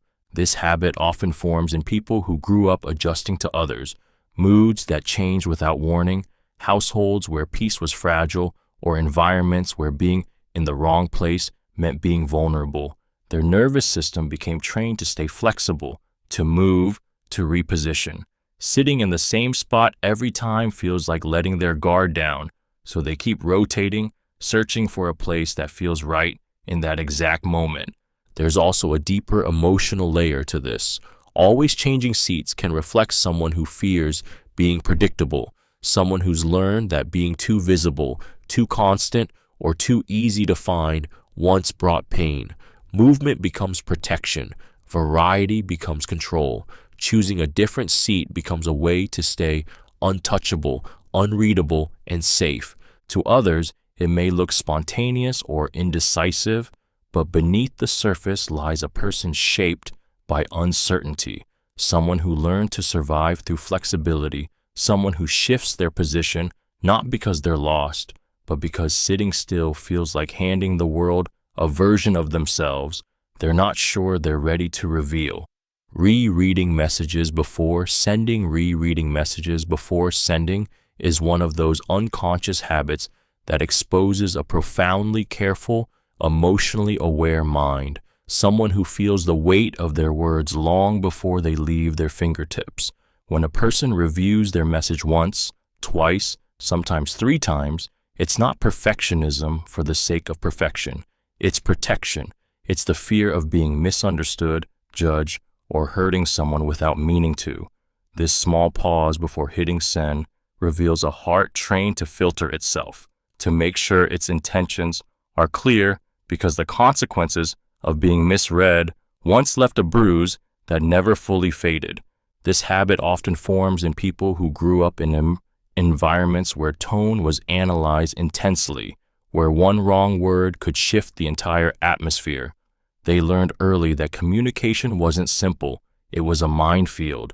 So now, every message becomes a quiet balancing act. They soften their edges, add an extra emoji, remove something that might sound too sharp, rewrite a sentence that could be interpreted differently. It's emotional self-defense disguised as politeness. But beneath that careful crafting lies something tender, the desire to be understood without causing ripples. People with this habit care deeply, sometimes too deeply, about how their words land. They replay conversations, worry about disappointing others, and carry memories of moments when their honesty was used against them. Rereading messages before sending isn't just caution. It's a silent confession of someone who has been hurt by miscommunication, someone who wants connection but fears the cost of expressing themselves unfiltered. It's the emotional fingerprint of a person who thinks before they speak, because their heart remembers the times it couldn't afford not to. Avoiding compliments. Avoiding compliments is one of those unconscious habits that reveals a quiet, deeply rooted struggle with self-worth, one that most people never see beneath the polite smile or the nervous laugh. When someone deflects praise, dismisses kind words, or immediately tries to change the subject, it's not humility, it's protection. Compliments feel dangerous because they shine a light on parts of themselves they've been taught to dim. Accepting praise means letting someone see them, really see them, and for a person who has carried insecurities like armor, that kind of visibility feels terrifying. This habit often forms in hearts that were rarely affirmed growing up, or in people who heard criticism louder than love. When praise did come, it may have felt conditional, suspicious, or undeserved. So now, Receiving a compliment triggers an internal conflict. They want to believe it, but a lifetime of doubt whispers louder. Avoiding the compliment becomes easier than confronting the discomfort of feeling valued. There's a softness behind this reaction that often goes unnoticed. People who avoid compliments are usually the ones who give them the most. They see beauty, strength, and goodness in others effortlessly, yet struggle to recognize even a fraction of it in themselves. Their instinct to deflect isn't rejection, it's fear that they won't live up to the words being offered. To the outside world, it may seem modest or shy, but beneath it lies a much deeper truth. Avoiding compliments is the silent confession of someone who battles with the belief that they are worthy, someone who longs to feel enough, yet flinches at the very idea of being seen as more. Giving lots of compliments. Giving lots of compliments is one of those unconscious habits that reveals far more about a person's emotional depth than the words themselves ever show. On the surface, it looks like kindness, warmth, or extroversion, but beneath it often lies a tender history shaped by a longing to make others feel what they themselves rarely did. When someone naturally showers the people around them with admiration, beauty, or encouragement, they're not just noticing good things, they're searching for connection, trying to breathe light into others in the same places they once felt dim. Compliments become their way of softening the world, of offering the validation they were taught not to expect for themselves. This habit often forms in people who grew up sensing the emotions of everyone around them. They learn to read insecurity in a glance, tension in a posture, sadness in a smile. Their compliments aren't random. They're targeted, intuitive, a quiet attempt to heal the wounds they recognize because they felt them too. Saying something kind becomes a way of relieving someone else's burden for just a moment, a way of saying, I see you, I value you, you're not invisible. But there's a vulnerability behind this instinct that most never see. People who give lots of compliments often struggle to receive them. They pour out appreciation easily, yet freeze when it's turned back on them. Offering kindness feels natural.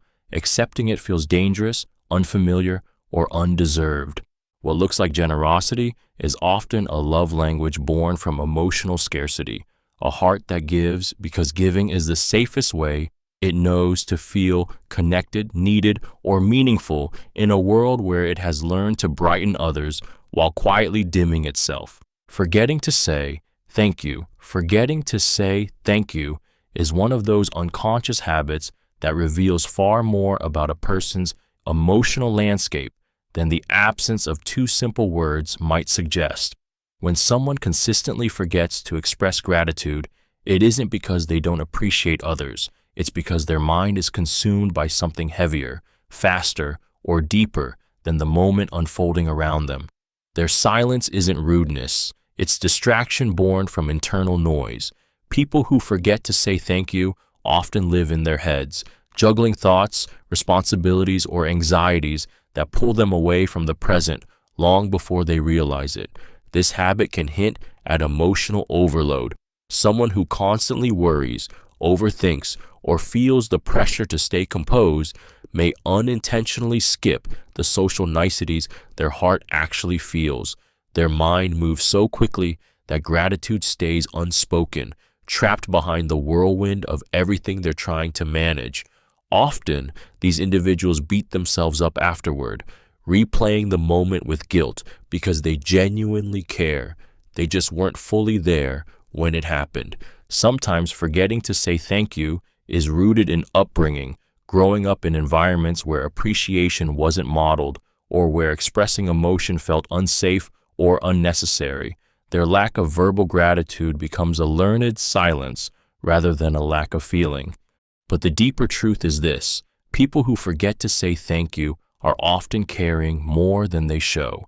Their absence of words reveals the weight they're holding, the mental battles they're fighting, and the emotional overwhelm that makes even the simplest gestures slip through the cracks. And beneath that forgetfulness lies a heart that feels gratitude, but is too preoccupied, too tired, or too guarded to let it out in time. Saying thank you excessively is one of those unconscious habits that reveals a deep emotional history wrapped in politeness. On the surface, it looks like kindness, but beneath the repeated gratitude lies a person who has spent years feeling like they must constantly prove their worth. When someone thanks others for the smallest things, gestures most people wouldn't even notice, it's rarely about manners. It's a quiet declaration of fear, a subconscious belief that their presence or needs might be an inconvenience unless they compensate with relentless appreciation. People who overthank often come from experiences where love was earned, not given. Maybe they grew up around unpredictable tempers, where gratitude softened the blow of someone else's anger. Maybe they felt invisible unless they overperformed politeness. Maybe they learned that being overly appreciative was the only way to avoid being seen as demanding. So now, every thank you comes out like a reflex, an emotional shield meant to keep relationships stable and prevent conflict before it has a chance to form. There's a painful tenderness beneath this habit. Excessive gratitude is often a sign of someone who feels undeserving, someone who fears taking up space, someone who believes kindness must be repaid instantly so they won't be abandoned, judged, or seen as a burden. Each thank you becomes a small apology for existing. To others, it may seem sweet or overly polite, but to the person living it, those words are a survival mechanism, a way to maintain peace, to reassure themselves they haven't upset anyone, and to feel momentarily safe in a world where they've learned that even simple interactions can carry hidden consequences. Applauding early is one of those unconscious habits that reveals a heart that reacts before the mind has time to filter. A person whose emotions spill into the world the moment they feel moved. When someone claps before everyone else, it's not impatience or misjudgment, it's instinct. It's the reflex of someone who feels deeply, who recognizes effort, beauty, or meaning the second it appears. Their hands respond before the room does because their spirit is already celebrating what others are still processing. This habit often forms in people with an eager, open emotional nature, individuals who are easily inspired, easily touched, and unafraid to show appreciation even when the world hasn't given permission yet. They don't wait for cues or validation. They trust their own reaction. It exposes a kind of innocence, a sincerity that hasn't been dulled by cynicism. Their early applause is a quiet declaration. I noticed, I felt that, I appreciate you. But there's another layer to this habit, one that carries vulnerability. People who applaud early often fear silence, the uncomfortable pause where others hesitate. They step in to fill the emptiness, to reassure, to signal acceptance, to soothe the performer or speaker the way they once wished someone had soothed them. It's empathy in motion, a desire to make others feel supported before doubt can creep in. What others might see as premature or awkward is actually a beautiful reveal of character, someone who leads with their heart, someone who moves first when kindness is needed, someone whose instinct is to lift others, even if it means standing out alone for a moment. Applauding late. Applauding late is one of those unconscious habits that reveals a person who feels deeply, observes intensely, and never reacts without first understanding the moment. When someone hesitates before clapping, not because they're unsure of the performance, but because their mind is still processing the emotions, they stand out quietly in a world that rushes to respond. That pause isn't indecision, it's sensitivity. It's the instinct of someone who takes in every detail, the expressions, the energy in the room, the emotional weight of what just happened, before letting their body catch up. Their delayed applause is the echo of a heart that refuses to move until it truly feels something. This habit often forms in people who have learned to second-guess themselves, who grew up in spaces where being wrong drew criticism, or where they were made to feel out of sync with others. So they wait, they watch, they make sure it's the right moment before reacting, protecting themselves from embarrassment, judgment, or the discomfort of standing out. Their applause is cautious because their trust in their own instincts was once shaken. But there's also something profoundly emotional behind this delay. People who applaud late are often the ones who are most touched, the ones who don't clap automatically because they're still holding the moment close, replaying it, absorbing it. They feel deeply, sometimes too deeply, and their reactions come from a place of sincerity rather than reflex.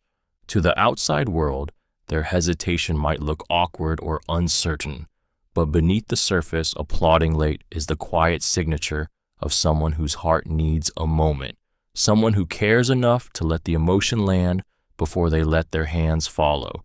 Repeating phrases unintentionally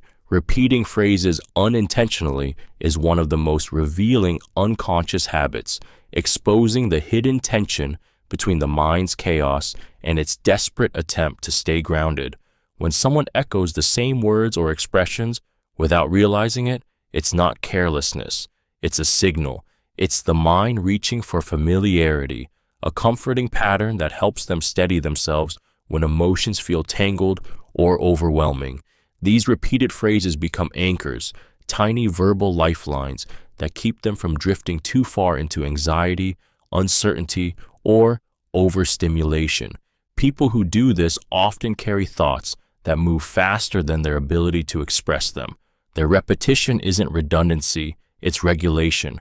It's their way of slowing down the storm inside by holding on to something predictable.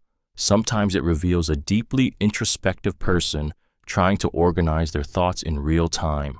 Other times it uncovers quiet insecurity, a fear of being misunderstood, a need to clarify without admitting the need.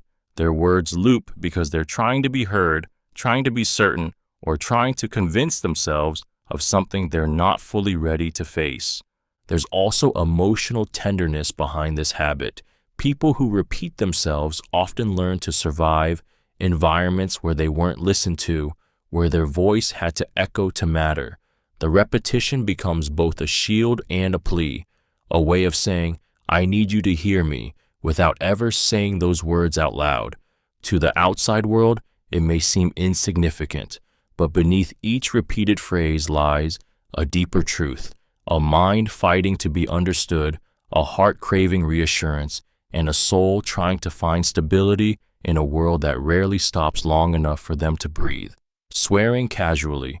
Swearing casually is one of those unconscious habits that reveals a person's emotional wiring far more clearly than the words themselves. When someone slips effortlessly into profanity without thinking, it's rarely about shock value, it's about expression. Casual swearing often comes from people who feel deeply and intensely, whose emotions refuse to stay neatly contained in soft, polite language. Their words carry rawness because they carry honesty. A swear word becomes a release valve, a way to pour out energy, frustration, excitement, or connection in a tone that feels real rather than rehearsed. This habit often forms in people who grew up in environments where emotions weren't filtered. Swearing became a natural extension of expression, an unpolished truth that matched the chaos, humor, or passion of their inner world. For some, it's a sign of comfort. They swear casually around people they feel safe with, using those words as a way to drop the mask and show their authentic self. For others, it's a way to reclaim power, to make their feelings harder, louder, impossible to ignore. But beneath the casual profanity lies something more tender. People who swear naturally often struggle to censor their emotions, not because they're careless, but because they feel things in full volume. Swearing becomes a language for intensity, a bridge between what's happening inside and what they don't know how to express gently. What others hear as crude is often a glimpse into a heart that refuses to dilute itself. Casual swearing reveals someone unfiltered, passionate, emotionally alive, someone who speaks with the kind of honesty most people bury beneath polite silence. Never swearing at all. Never swearing at all is one of those unconscious habits that quietly reveals the emotional discipline and internal softness of someone who has learned to filter themselves long before they even speak. When a person avoids harsh language completely, even in anger, even in frustration, it's rarely about politeness alone. It's a glimpse into a heart that has spent years censoring its intensity, shaping its edges and softening its voice because expressing raw emotion once felt unsafe, unwelcomed, or too risky. Every unsaid curse word becomes a symbol of restraint, an unspoken story about someone who learned to swallow their fire instead of letting it burn. This habit often forms in people who grew up in strict, sensitive, or emotionally unpredictable environments where wrong words carried consequences. Maybe they were taught that expressing anger made them unlovable, or that being too blunt would create conflict they were terrified to face. Over time, their vocabulary became gentle, careful, curated, not because they lacked strong emotions, but because they learned to hide them behind carefully chosen words. There's a quiet ache beneath this self-control. People who never swear often feel deeply, but they've trained themselves to stay composed even when their insides are unraveling. They fear saying something they can't take back. They fear hurting someone the way they've been hurt. They fear the rawness that swearing might unlock within themselves. What looks like virtue or poise is often a soft confession, a lifetime of emotional restraint, a desire to stay safe, and a heart that has learned to protect itself by keeping every sharp edge tucked gently out of sight. Humming while doing tasks. Humming while doing tasks is one of those unconscious habits that reveals a mind seeking comfort, rhythm, and emotional grounding in the middle of everyday life. When someone hums softly while cleaning, working, walking, or focusing, it isn't just a random melody slipping out. It's their soul finding a way to stay steady. The sound becomes a gentle buffer between their thoughts and the world, a private soundtrack that keeps their emotions from drifting too far into overwhelm. It's a self-soothing reflex, the body's instinctive attempt to create peace when the mind is juggling more than it admits. This habit often forms in people who grew up needing to calm themselves, especially when comfort from others wasn't always available. Humming becomes the invisible hug, the quiet hand on their own shoulder, the steadying heartbeat they learn to generate themselves. That soft melody is a coping mechanism disguised as a tune, rhythm born from restlessness, harmony born from stress, and there's something deeply emotional hidden beneath it. People who hum while doing tasks are often the ones who feel the world intensely. Their minds wander, their hearts absorb too much, and the hum becomes a way to tether themselves to the moment. It fills the silence that might otherwise expose their anxiety, their loneliness, or their overthinking. To others, the sound is gentle and unassuming, but to the person humming, it's survival in the softest form, a way to stay present, calm, and connected to themselves when life feels like it's pulling them in too many directions. It's the lullaby they learn to sing to their own heart when no one else could. Staying silent while working. Staying silent while working is one of the most revealing unconscious habits, exposing a mind that sinks so deeply into focus that the outside world fades into a distant blur. When someone slips into silence during a task, it isn't simply concentration, it's transformation.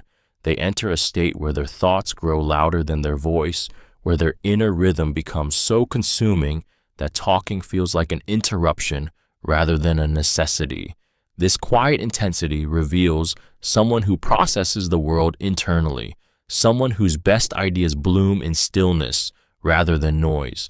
People who work in silence often carry minds that demand space. Space from distractions, space from emotional overwhelm, space from environments that once felt chaotic or unpredictable. Silence becomes a sanctuary. It's where they regain control, where they steady their breathing, where they feel powerful, capable, and unobserved. Their quiet focus hints at a deep need for peace, the kind that wasn't always available to them growing up. But beneath this calm exterior lies a tender truth. Some stay silent because speaking feels like pressure, because their thoughts are already heavy, because sharing them in the moment feels too exposing. Their work becomes an escape, a safe tunnel where they don't have to perform, explain, or defend themselves. For others, silence is their way of signaling, "This matters to me. I need to give it everything." To the outside world, their silence may look distant or detached, but in reality, it reveals a soul fiercely dedicated, deeply introspective, and quietly wrestling with the weight of their own expectations.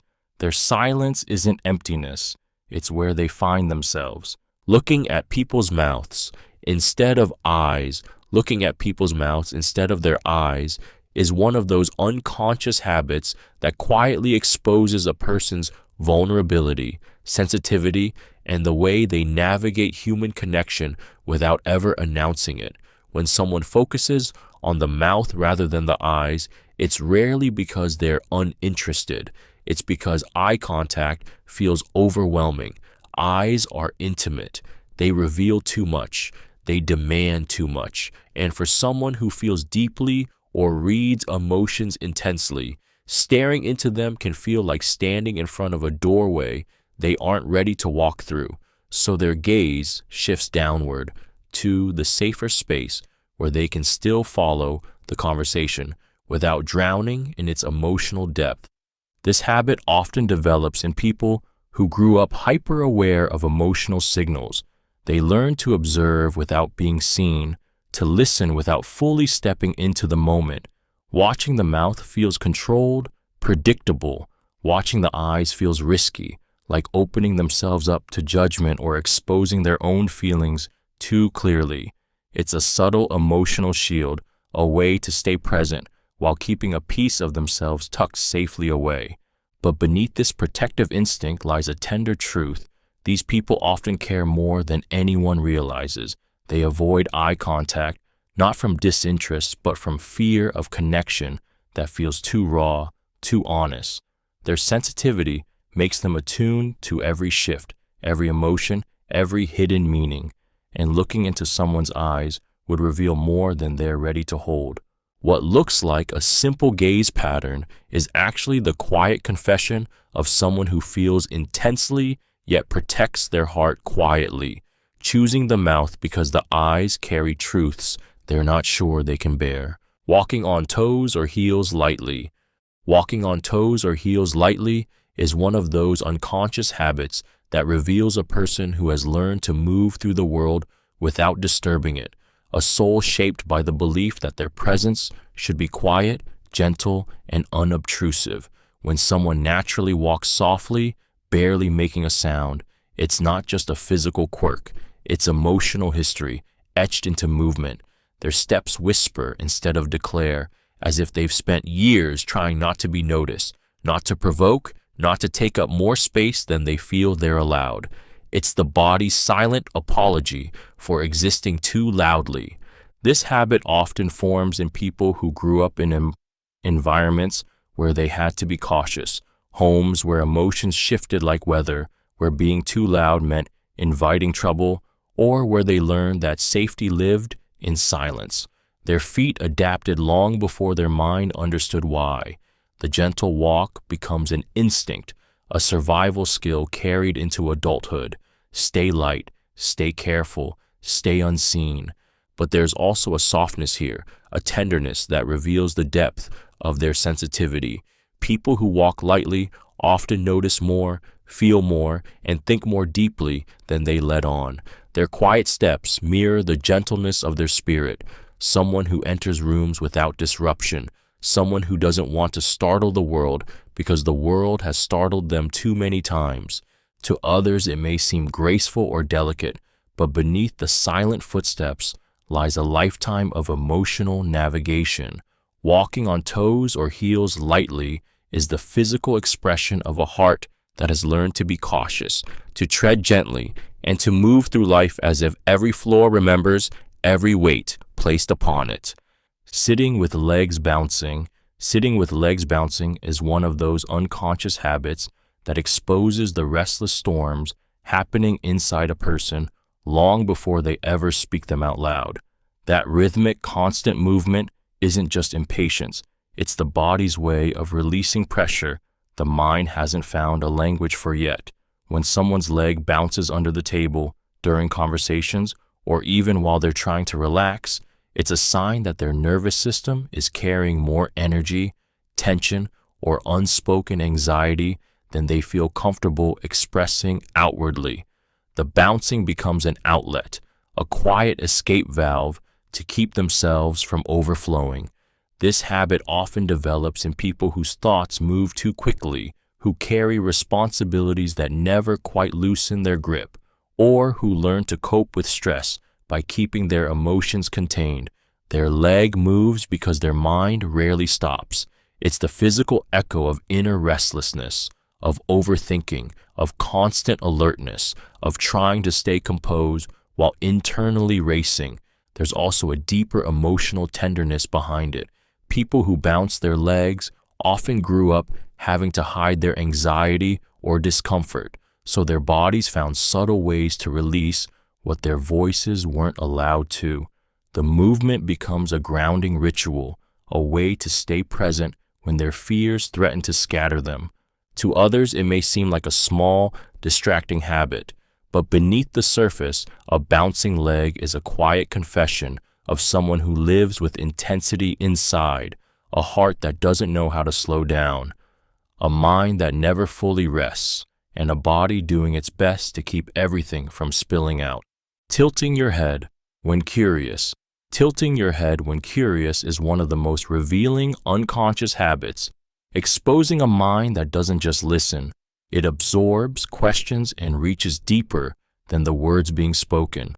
When someone tilts their head slightly, it's an instinctive signal that something has sparked their interest, stirred their emotions, or awakened a quiet hunger to understand more. This subtle movement isn't just physical, it's emotional. It shows a person who approaches the world with openness rather than defensiveness, someone who leans toward life instead of away from it. Their body shifts because their heart wants to understand, not judge. People who do this often carry a natural empathy that pulls them closer to the moment. Tilting the head softens the posture, lowers the guard, and invites connection without a single word being spoken. It reveals someone who listens not just with their ears, but with their entire presence, someone who notices tone, pauses, and feelings woven between the lines. This gesture can hint at a gentle curiosity formed from experiences where understanding others felt safer than being understood themselves. There's a tender vulnerability in this habit too. Tilting the head can mean someone is stepping out of their internal world and offering a piece of their attention they don't give lightly. It's a silent whisper of "show me more," often coming from people who long for depth but rarely ask for it directly. To the outside world, it's a small motion, but beneath it lies a profound truth.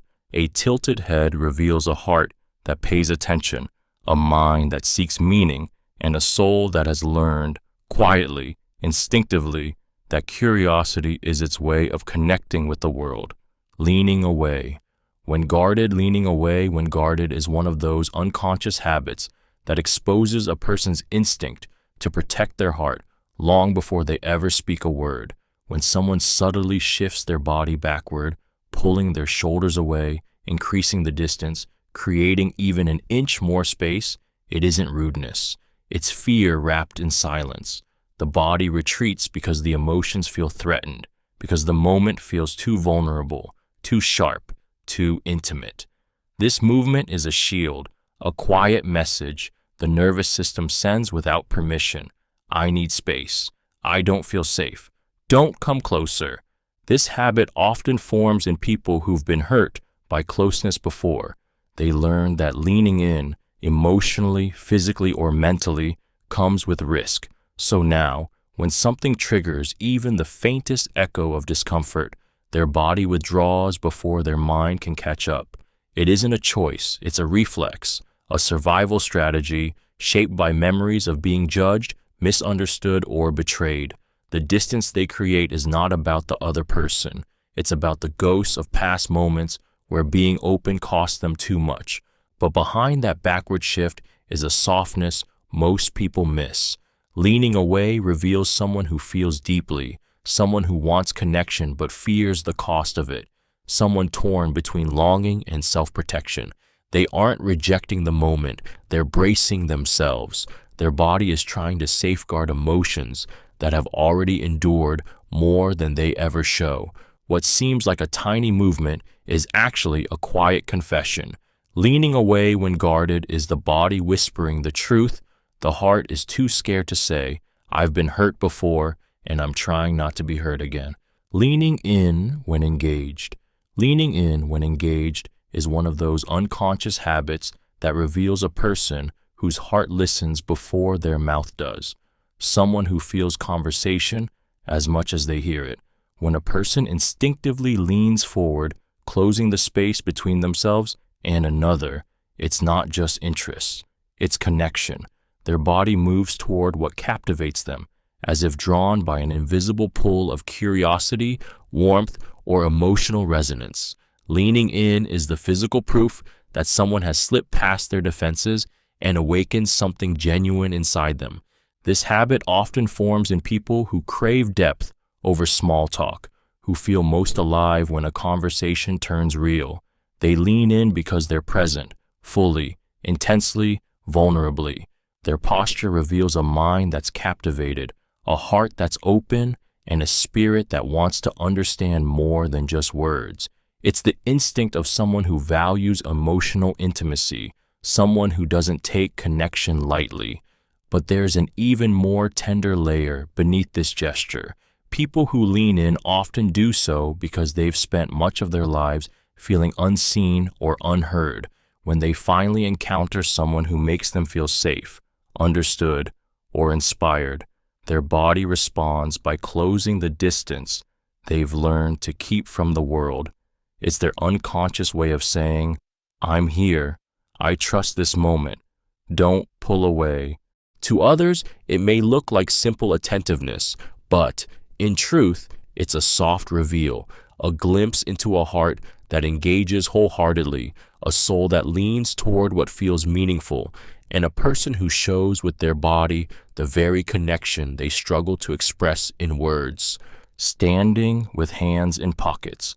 Standing with hands in pockets is one of those unconscious habits that reveals a subtle blend of vulnerability, self-protection, and quiet emotional restraint.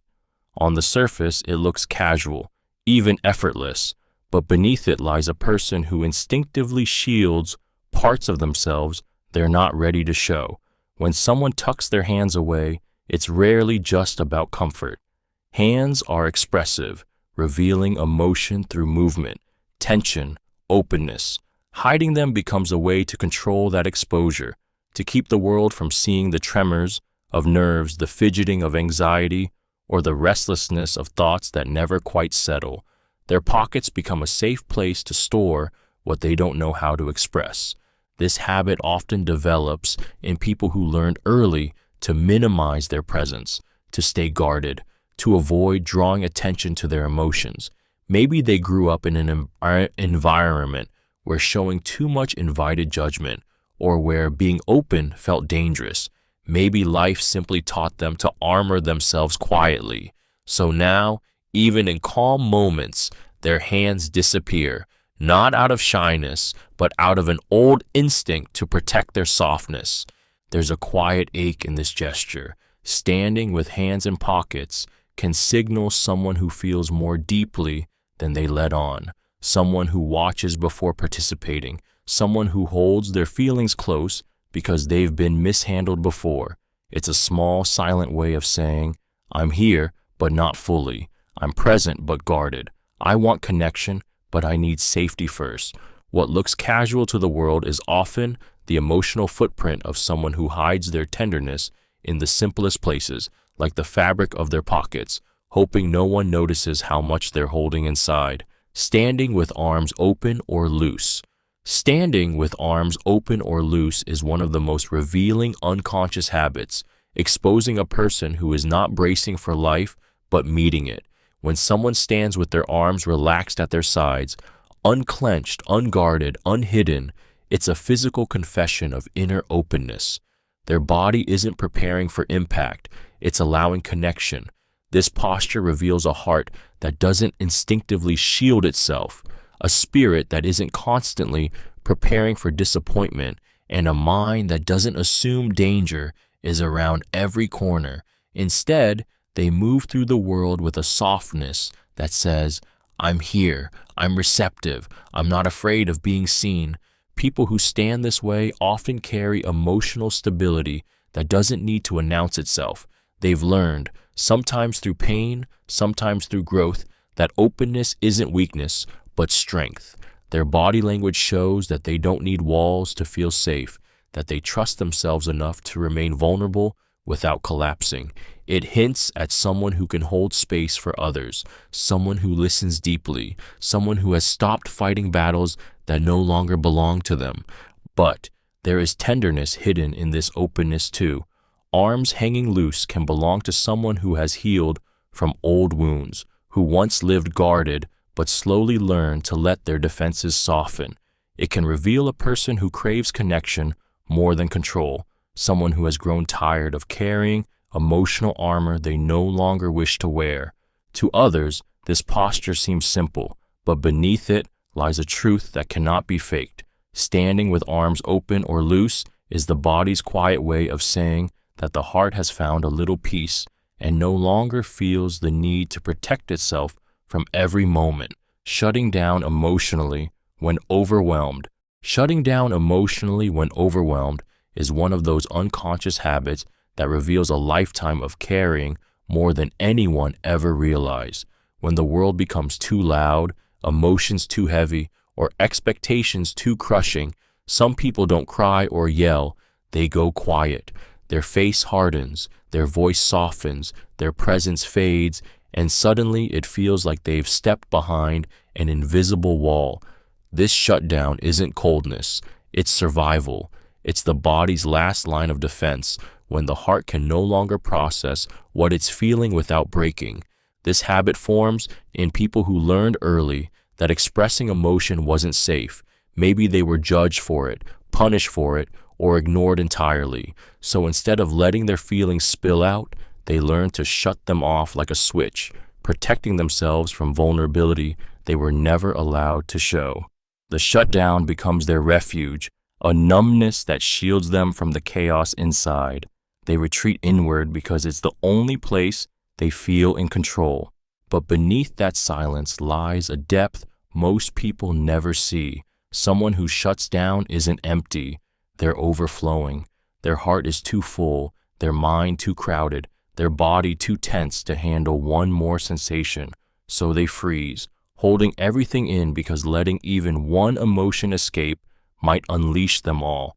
And while others may misinterpret their stillness as indifference, the truth is far more painful. This is the quiet collapse of someone who has spent their whole life being strong, someone who doesn't know how to fall apart in front of others, someone who desperately wishes they could express what's happening inside but can only cope by disappearing into themselves. Talking more when overwhelmed is one of those unconscious habits that exposes a storm inside a person long before they ever admit they're drowning. When emotions rise too fast, when thoughts collide, when the world becomes too loud to hold silently, their words begin to spill out in a rush, quick, tangled, desperate. It's not chatter, it's survival. Speaking becomes a way to release pressure, to keep from collapsing under the weight of everything they feel. Their voice becomes a lifeline, a frantic attempt to make sense of the chaos inside by pushing it outward before it swallows them whole.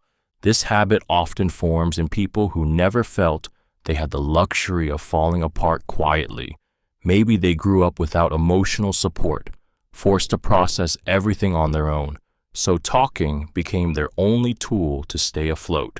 Or perhaps They learned that if they didn't express everything at once, no one would take them seriously. Their words became armor, rapid, constant, unstoppable, because silence once meant staying alone with pain they couldn't handle. There's a deep vulnerability hidden inside this flood of speech. People who talk more when overwhelmed aren't trying to dominate a conversation. They're trying not to explode. Every sentence is a plea for release, for understanding, for someone to hear the tension beneath their breathless explanations. They're afraid that if they stop talking, the emotions will catch up and break them open. To others, it may seem frantic or scattered, but beneath the rushed words lies a trembling heart trying to stay in control, a mind fighting not to unravel, and a soul that has learned to speak quickly because overwhelming emotions have always arrived faster than anyone else could understand. Making lists constantly is one of those unconscious habits that reveals a mind desperately trying to create order in a world that has never felt fully predictable. When someone writes lists for everything, tasks, plans, ideas, reminders, even emotions, it's not just organization. It's a form of survival. The list becomes a lifeline, a place to put the thoughts that feel too heavy to hold, a structure to contain the chaos they're terrified might spill over if left untracked. It's the quiet confession of someone who carries more than they can comfortably manage, someone who fears forgetting something important, not because they're irresponsible, but because they've learned that mistakes cost them more than they cost others. This habit often forms in people who've lived through uncertainty, who learn to rely on themselves because relying on others led to disappointment. The list becomes their safety net, their sense of control, their way of ensuring nothing blindsides them again. Every checklist is a promise to themselves. You won't fall behind. You won't lose track. You won't let life catch you off guard. But beneath the practicality lies a tender truth. People who make endless lists often feel overwhelmed, anxious, or emotionally overloaded.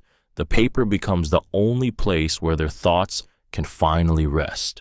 The act of writing is a release, a grounding ritual, a moment where the noise in their mind finally quiets.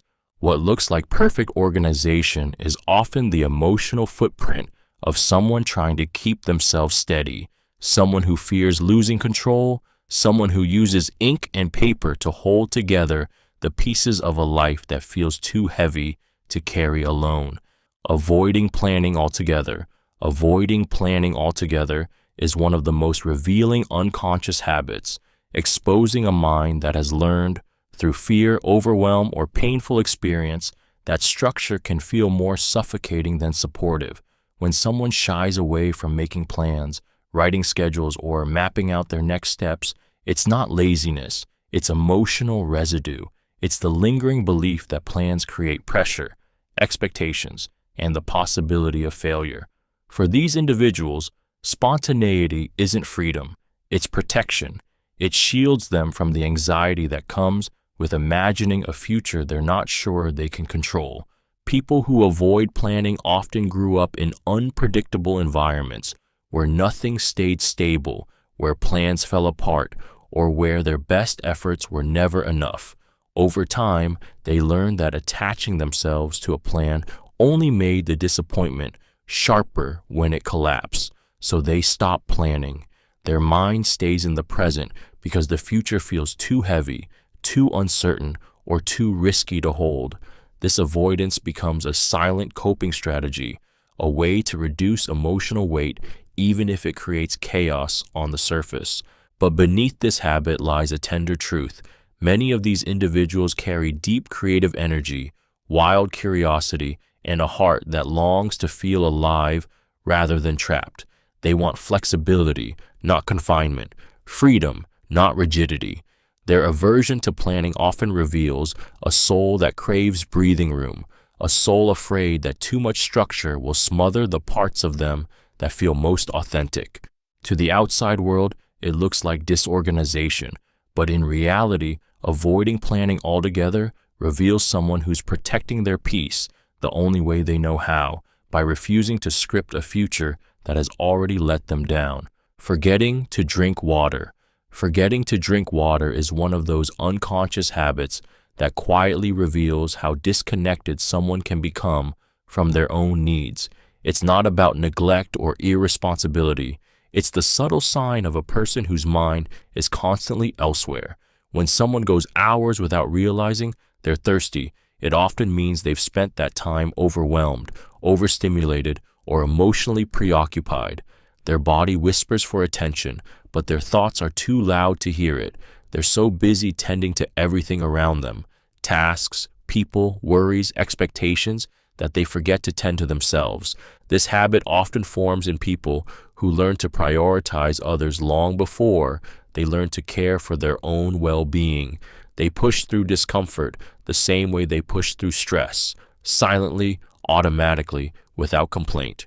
Their thirst becomes another need pushed aside, another signal ignored, because surviving the moment feels more urgent than nourishing themselves. It's the emotional imprint of someone who has become so used to running on empty that it feels normal. But beneath this small forgetfulness lies a deeper truth. People who forget to drink water often forget other forms of self-care too, not because they don't value themselves, but because life has conditioned them to stay in a constant state of alertness. Their mind is always solving, fixing, managing. Their needs get lost in the noise. This simple habit is a quiet confession of exhaustion, of mental overload, of a heart that carries too much. Forgetting to drink water isn't just about dehydration. It's a sign of someone who gives so much of themselves to the world that they forget they're human too. Overhydrating always is one of those unconscious habits that quietly exposes a restless inner world. A person who is constantly soothing themselves without even realizing it. When someone reaches for their water bottle again and again, long after thirst has been satisfied, it's rarely just about hydration. It's comfort, it's control, it's a small, repetitive ritual that keeps their hands busy and their mind anchored when their emotions start slipping out of place. That constant sipping becomes a way to steady themselves, to fill the empty spaces where anxiety or uncertainty tries to creep in. This habit often forms in people who struggle with internal tension, overthinkers, quiet worriers, the ones who carry stress in their chests and calm themselves one swallow at a time. Drinking water becomes their grounding mechanism, a safe distraction that keeps panic, awkwardness, or emotional discomfort at bay.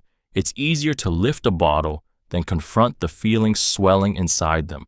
It's easier to drink than to explain. There's a vulnerability hidden beneath this simple action. People who overhydrate often fear slowing down enough to face their own thoughts. They're the peacemakers, the caretakers, the perfectionists, those who are constantly on, constantly responsible, constantly trying to stay regulated. Water becomes their silent companion, the one thing they feel allowed to depend on. And when life feels overwhelming, they hydrate as if the liquid itself could wash away the tension they've carried too long. To others, it looks like a harmless quirk, but beneath that endless refilling is a soul searching for calm, a heart trying to self-soothe, and a mind that has learned to quiet its storms with something as simple and gentle as a sip of water. Saying yes before thinking. Saying yes before thinking is one of those unconscious habits that reveals a lifetime of putting others first, often at the cost of your own needs. The agreement slips out instantly, too quickly, because somewhere in your history, yes became safer than hesitation, safer than disappointing someone, safer than risking conflict. It's a reflex, not a choice. Your mouth agrees while your mind silently panics, already calculating how much of yourself you'll have to stretch, sacrifice, or hide to follow through. That instant yes is the echo of a person who has learned that being needed earns acceptance, and saying no feels like abandoning someone who expects your reliability. This habit forms in people who were taught, directly or through pain, that their worth comes from being agreeable.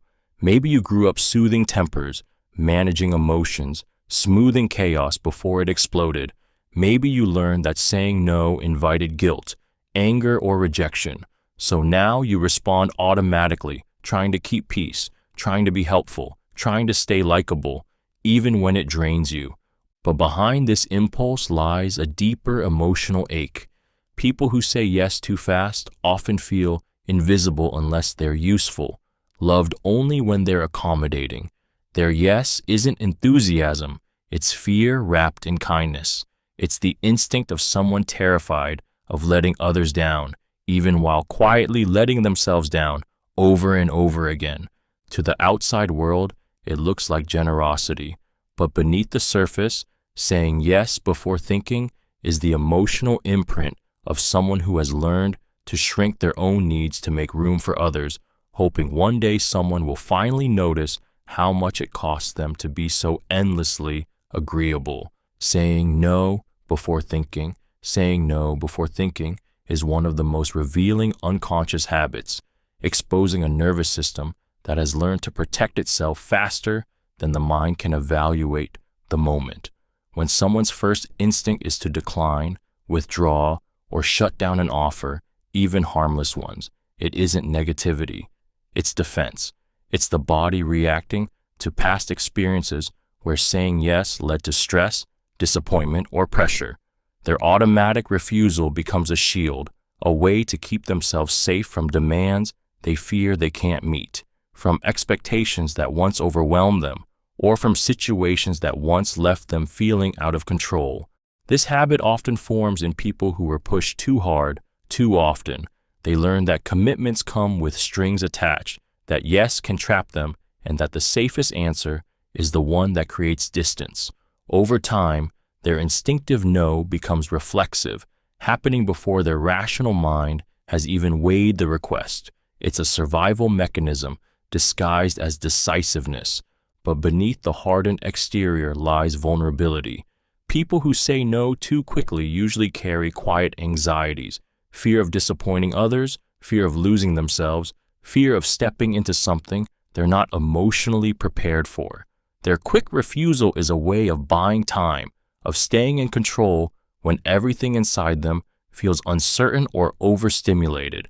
And often, after the instinctive no slips out, they second-guess themselves, wondering if they missed opportunities or pushed people away without meaning to. Their automatic no isn't resistance to life, it's resistance to pain, to overwhelm, to the versions of themselves they're still healing from. Holding on to old items.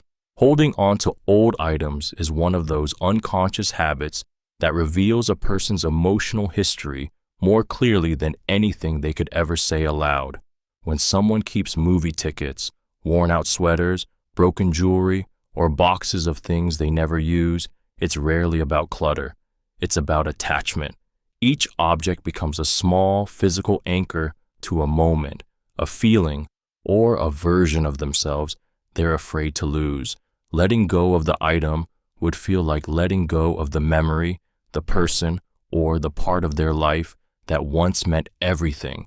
Their belongings become a museum of emotions they never learned how to release. This habit often forms in people who've experienced loss of people, stability, or identity. They hold on to objects because they couldn't hold on to what truly mattered.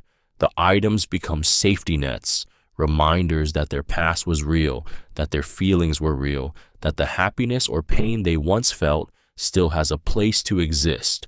Throwing something away feels like erasing a piece of themselves. There's a tender ache behind this behavior. People who cling to old items are often the same ones who cling to memories, relationships, and promises long after others have let go. Their heart grips things tightly because it's terrified of emptiness. Sentiment becomes survival. What others might see as unnecessary clutter is often the quiet proof of someone who feels deeply, someone who treasures moments fiercely, someone who fears that without these objects, their past and the parts of themselves tied to it might disappear forever. Decluttering frequently. Decluttering frequently is one of those unconscious habits that reveals a deep emotional need for clarity, control, and peace in a world that often feels overwhelming. When someone constantly reorganizes, throws things out, or rearranges their space, it's rarely about neatness alone. It's a reflection of the chaos they're trying to quiet inside themselves. Each item removed, each drawer sorted, each surface cleared becomes a small act of taking back power, a way to create order in places where life has handed them confusion or instability. Their space becomes the only realm where they feel they can shape the outcome, so they tend to it with almost ritualistic devotion. This habit often forms in people who have lived through emotional clutter, conflict, inconsistency, or environments where mess symbolized stress. They learned that when their surroundings were chaotic, their heart felt chaotic too. So now, in adulthood, they declutter to breathe, to reset, to feel safe. Letting go of objects becomes a stand-in for letting go of feelings they don't know how to process. Their cleaning sprees aren't about aesthetics, they're about survival. There's a quiet ache buried in this behavior. People who declutter frequently are often carrying invisible battles, and clearing their space is the only way they know how to calm the noise they haven't found words for. Every item placed in a bin or neatly folded away is a silent attempt to organize emotions that refuse to stay in line. To outsiders, it may look productive or refreshing, but beneath the surface lies a soul desperately trying to create simplicity in a life that has demanded too much, too fast, for far too long. Overreacting to small noises. Overreacting to small noises is one of those unconscious habits that exposes a nervous system carrying far more tension, fear, or emotional memory than the world realizes. When a sudden click, tap, or faint disturbance makes your body jolt, it isn't because the sound is loud, it's because your mind is wired to stay alert even when it shouldn't have to. That quick flinch, that spike of adrenaline, that moment where your heart hits your ribs harder than the noise ever could. These are echoes of experiences that taught you the world wasn't always safe. Your body learned to listen for danger, even in the tiniest sounds. And long after the danger is gone, the instinct remains. People with this habit often grew up in unpredictable environments where small sounds meant big reactions, a door closing too quickly, footsteps that signaled conflict, sudden noises that became warnings long before words arrive. Their fight or flight system became sensitive, hyper-aware, trained to react instantly. Now, even harmless sounds trigger the same internal alarms, not because they fear the noise, but because their body remembers what noises once meant. There's a deep emotional tenderness behind this. Overreacting to small noises reveals someone who has lived in survival mode, someone whose body still fights battles their mind has tried to leave behind. It's the reflex of a heart that learned to brace itself, a mind that scans for threat even in peace, a soul that's tired of expecting the worst but doesn't know how to unlearn it overnight. To others, it may look dramatic or jumpy, but beneath the surface, every flinch is a story, one carved into the nervous system of someone who's been on edge for so long that even silence feels like something they must prepare for. Not noticing loud sounds. Not noticing loud sounds is one of the most revealing unconscious habits, exposing a mind so deeply consumed by its inner world that the outside noise barely manages to break through. When someone doesn't flinch at sudden bangs, sirens, or chaotic environments, it's not because they're unaffected, it's because their thoughts are louder than anything around them. Their focus becomes a bubble, a kind of emotional armor that shields them from sensory overwhelm by pulling them into a place where their inner dialogue drowns out everything else. It's the silent sign of someone who has learned to retreat inward long before the world became noisy. This habit is often found in people who think intensely, who overanalyze, who live in their imagination or concerns so deeply that the physical world seems muted. Sometimes it forms as a coping mechanism, growing up in environments where noise was constant, where chaos was normal, or where paying attention to every loud sound only created more fear. Over time, they learned to tune it out, to numb themselves to disruptions for the sake of emotional survival. But there's a tenderness underneath this detachment. People who don't notice loud sounds often carry emotional weight that makes external chaos feel insignificant compared to what's happening inside them. Their mind could be replaying memories, planning exits from overwhelming situations, or wrestling with feelings too heavy to name. The world could be shouting, yet their heart whispers louder. To others, their calm seems strange, even admirable, but beneath it lies the truth. Not noticing loud sounds reveals someone who has turned inward for safety, someone whose thoughts echo stronger than the world's noise, someone who has spent a long time learning to silence everything except what hurts or matters most within them.